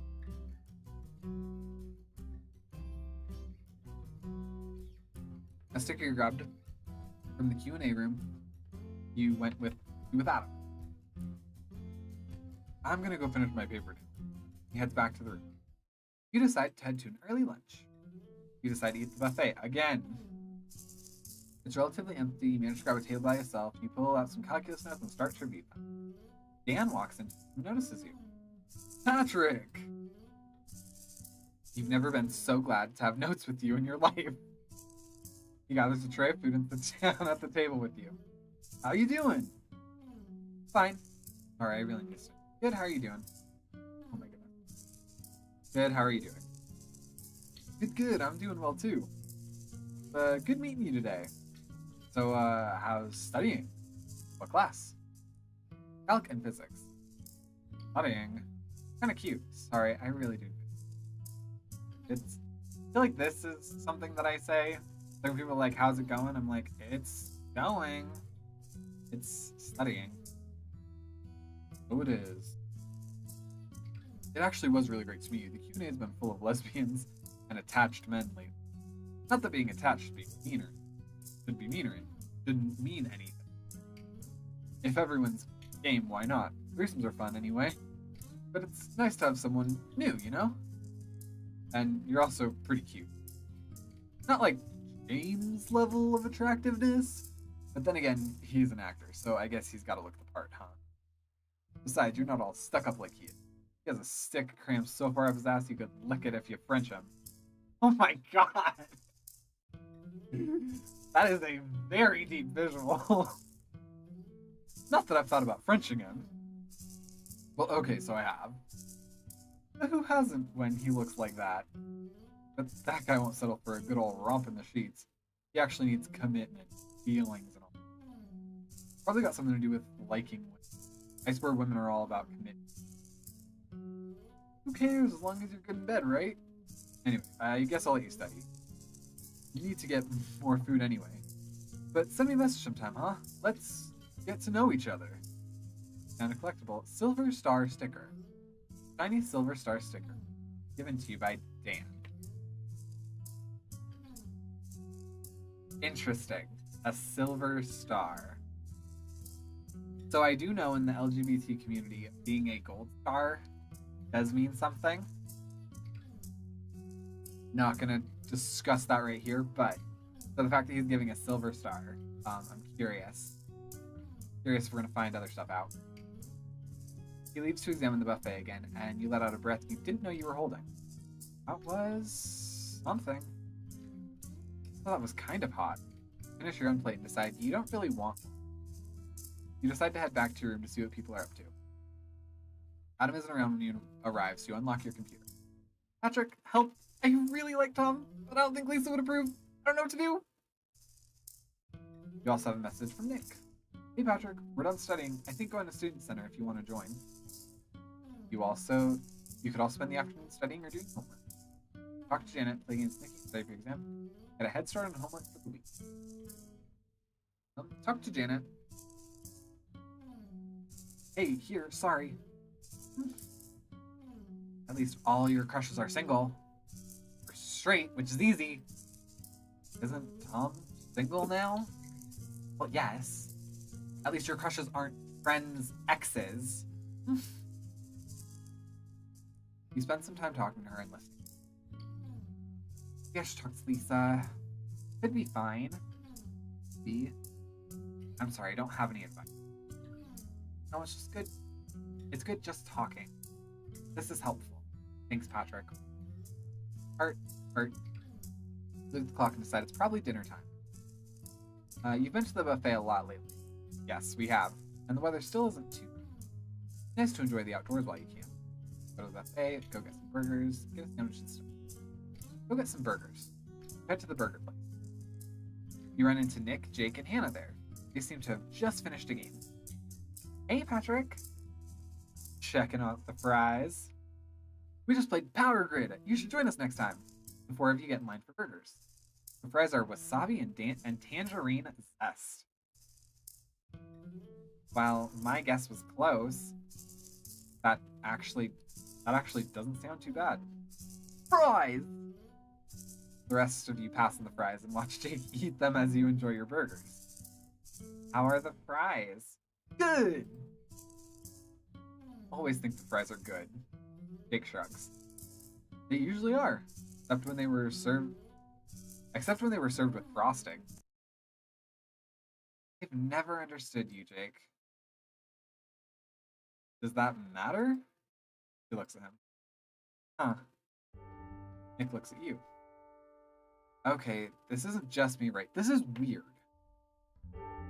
It's not just you. I don't know what you're talking about. It's not just you. Something's going on here, and let's just hash it out. We're all friends. Come on. Thank you. He looks at Hannah. Jake looks like he wants to slink away. First, you were totally interested in him. Then something happened, and the two of you were totally upset for like a week. It was sick. Sure, but now you go off and act like nothing is wrong. Nothing is wrong. Okay, so what's the deal? I'm not sure that's any of our business. Maybe they're dating, but don't want us to know. Maybe they don't know either, and we're making this tougher for them.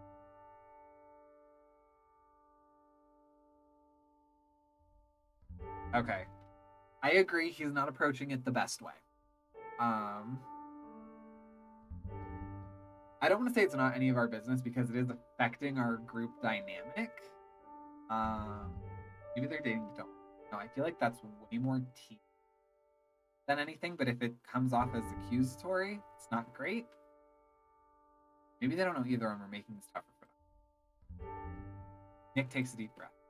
Right? You're right. I'm sorry. Jake stares at his hand. We're not dating. There's an awkward silence. Thank you. You're right. We decided we're better off as friends. Hey, that's great. So why all this? Hannah shrugs. No, it was weird. Tell me about it. I'm sorry, I just didn't think it was that big a deal. You guys are my best friends, and it's been awkward lately. Please tell us. Tell me. Hannah nods. Jake still looks like he wants to ground. Fine. I'm sorry. We're not dating. Things are good between us. I'm sorry we didn't tell you sooner. Sorry if it made things weird or awkward. No one speaks for me. Hey, great. So, how about these burgers? You soon finish eating, and everyone heads back to their rooms. And awkward turtle. Small carved wooden turtle that looks like it's tripping over its own legs.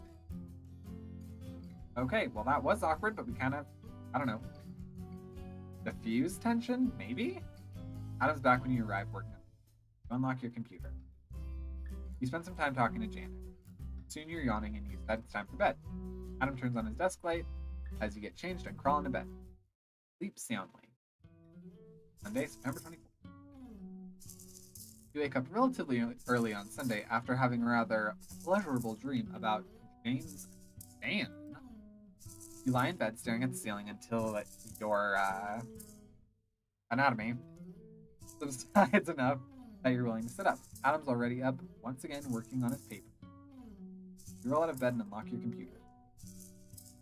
Good morning. What are you up to today? For some reason, possibility. Possibly because of your dream, James jumps to the front of your mind. You feel like you could really use some advice from him right now, despite your need to study for exams. Nice. See if James is free to talk, I think. Talk, eh? Yes, just talk. You can feel yourself getting nervous again at the thought of revisiting. Reassure yourself by remembering James's calming demeanor. He seems to be online now, so you send him a message. Hi, James. It's Patrick. Hey! I didn't really have... Are you free to just talk? Yes. Q&A now? That sounds good. Thanks. You say goodbye to Adam and head to the Q&A room. James is sitting alone inside with a laptop next to him on the couch and some papers in his hand. He smiles at you as you walk in, his hand in greeting. He still looks kind of amazed. Hi, I hope I'm not interrupting something. You're talking. Not interrupting something? No. He holds up papers in his hand. Lines. Sit in a chair by him, sit on the couch with him, really close to him. Sit on the couch with him. You take a seat on the other end of the couch. So, you take a deep breath, a knot in your throat. Kind of weird. But you're the first person I've known who likes guys. You seem really comfortable with things, and all of this still freaks me out or something. I don't know. Like, I don't know how I would have come here on my own. I had to get my roommate to help. So I don't know. He looks at you, waiting to make sure his gaze is friendly, but still makes me nervous.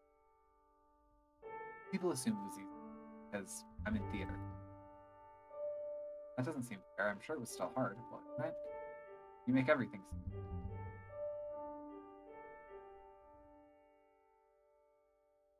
I feel like I know the demeanor that they're trying to give off, and people like that bother me because, yeah, they make everything. He laughs nervously. Thanks. He stares off into space. But it took me a long time to accept myself. I could have passed as straight. After all, I do like women. But that somehow felt like I would be denying a part of myself that mattered. And it took me a long time to come to terms with that. He looks at you again and smiles. Patrick, don't let anyone tell you the right way to do it.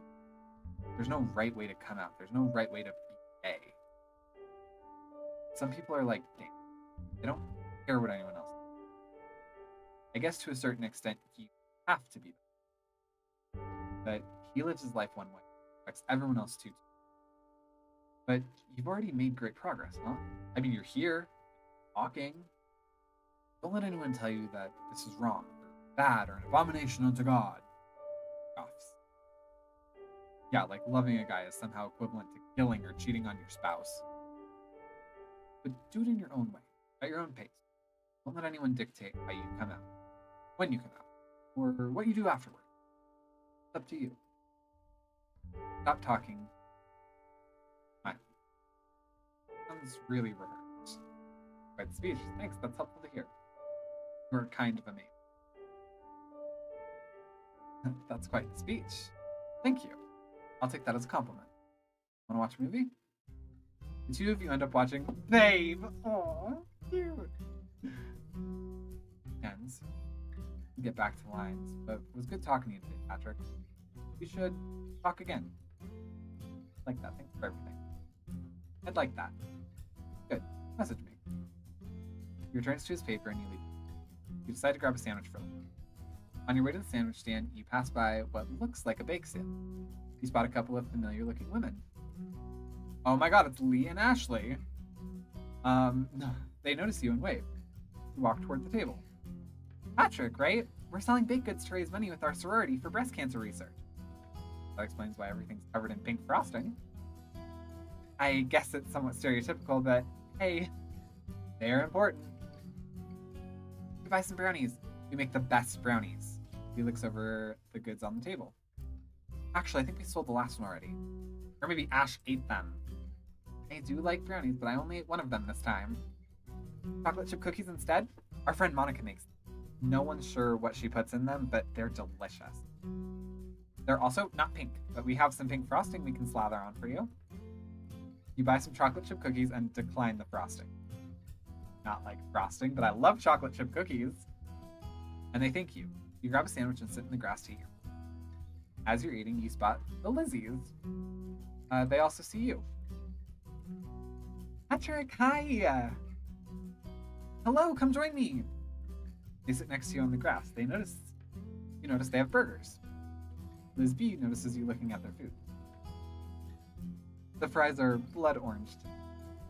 I'm afraid to find out if they're two separate things or not. I still think there's no way they'd serve real blood. Well, they did serve real flies that one time. How are you, Patrick? Eating. Doing fine, thanks. Oh my goodness. I'm doing fine, thanks. That's good. The three of you eat in silence. Finish the sandwich and excuse me. Bye, Patrick. Found a collectible. Crack cookies. A small piece of chocolate chip cookie that probably doesn't actually contain any addictive substances. Probably. You walk around campus for a bit. Seeing the Liz reminds you of Dan, and it occurs to you that you haven't talked to him yet. Maybe it's just your dream messing with your head. Maybe it's your hormones and envy of him being so open. But either way, you feel like it wouldn't necessarily be a bad idea. You know? You head to the Q&A room to try and find him.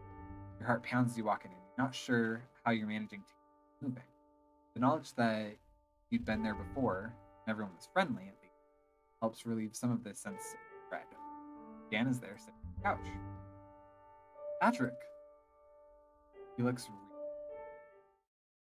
He walks up to you and gives you a hug. Hug him back, awkwardly stand there. I was looking for James. I should go. Come back. You wrap your arms around him. He actually feels really good and smells good too. You're not sure you recognize the scent of his deodorant. He lets go and sits next to you. So what's up? Here to just talk? Or should we go somewhere more private? You're pretty sure you know what Dan has in mind, but you do still feel extremely uncomfortable in the room for some reason. Tell me about yourself. I think you're cute. Let's go somewhere else. He laughs, and the sound somehow comforts you. We're not going to get to know each other first? He shakes his head. That's overrated anyway. You start to say that he's getting the wrong idea, but your voice sticks in your throat. We can go to my room. My roommate should be out. He walks over to a drawer and pulls out. Oh my goodness, he thinks okay, he thinks this is happening. This is happening. You're not sure if that makes you feel better or worse. I mean, at least if something does happen, you know that it's safe. These aren't here, okay?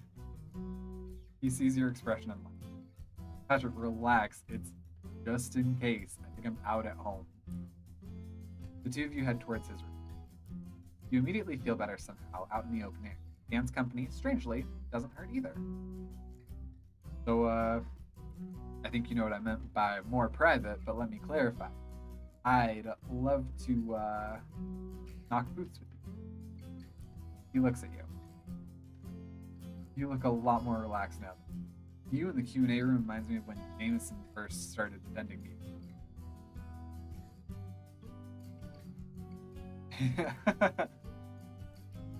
His booty was probably clenched so tight, a diamond could have come out. Or something. He shrugs. You arrive at a dormitory building, and he leads you inside, heading to a door on the first floor. He opens the door and holds it open for you. His room looks pretty similar to your own. I mean, yeah, they're dorms. But I don't ever want you to feel like you have to do anything. We actually can just talk. But seriously, you're hot. You can get it. He closes the door behind him and looks at you, smiling. I think I'd like that. Can we just talk? Can we just talk first? He laughs and sits on his bed. Of course. He pats the bed next to him. Come here. The two of you talk for a while. It should be awkward sitting in a random guy's room talking about classes and life, but somehow Dan puts you at ease. You don't even mind when he scoots close to you and puts a hand on you. You feel like your body should be visible from space, and Dan definitely notices, but doesn't comment. Well, that was nice, Patrick, but I need to get some writing done. Let's talk again sometime. Or we could do other things with our mouths, if you want. Oh yeah, like eat? Yeah, sure. You know how to reach me. You head back and stand in the open air. You decide to head back to your room to study. Adam's still there working on his paper and eating a sandwich. You spend the rest of the afternoon studying. Soon you figure it's time for dinner. You go to the buffet for dinner. Mashed potato night. It's mashed potato bar night again. The flavors are strange. You vaguely wonder if this is what they do with the leftover fries from the burger place. Oh my god, it's the bologna thing all over again. Fortunately, or unfortunately, you don't see anyone you know. Quickly finish your meal. You return to your room. Adam is there, leaning back in his chair, headphones. Seems to be asleep. Unlock your computer.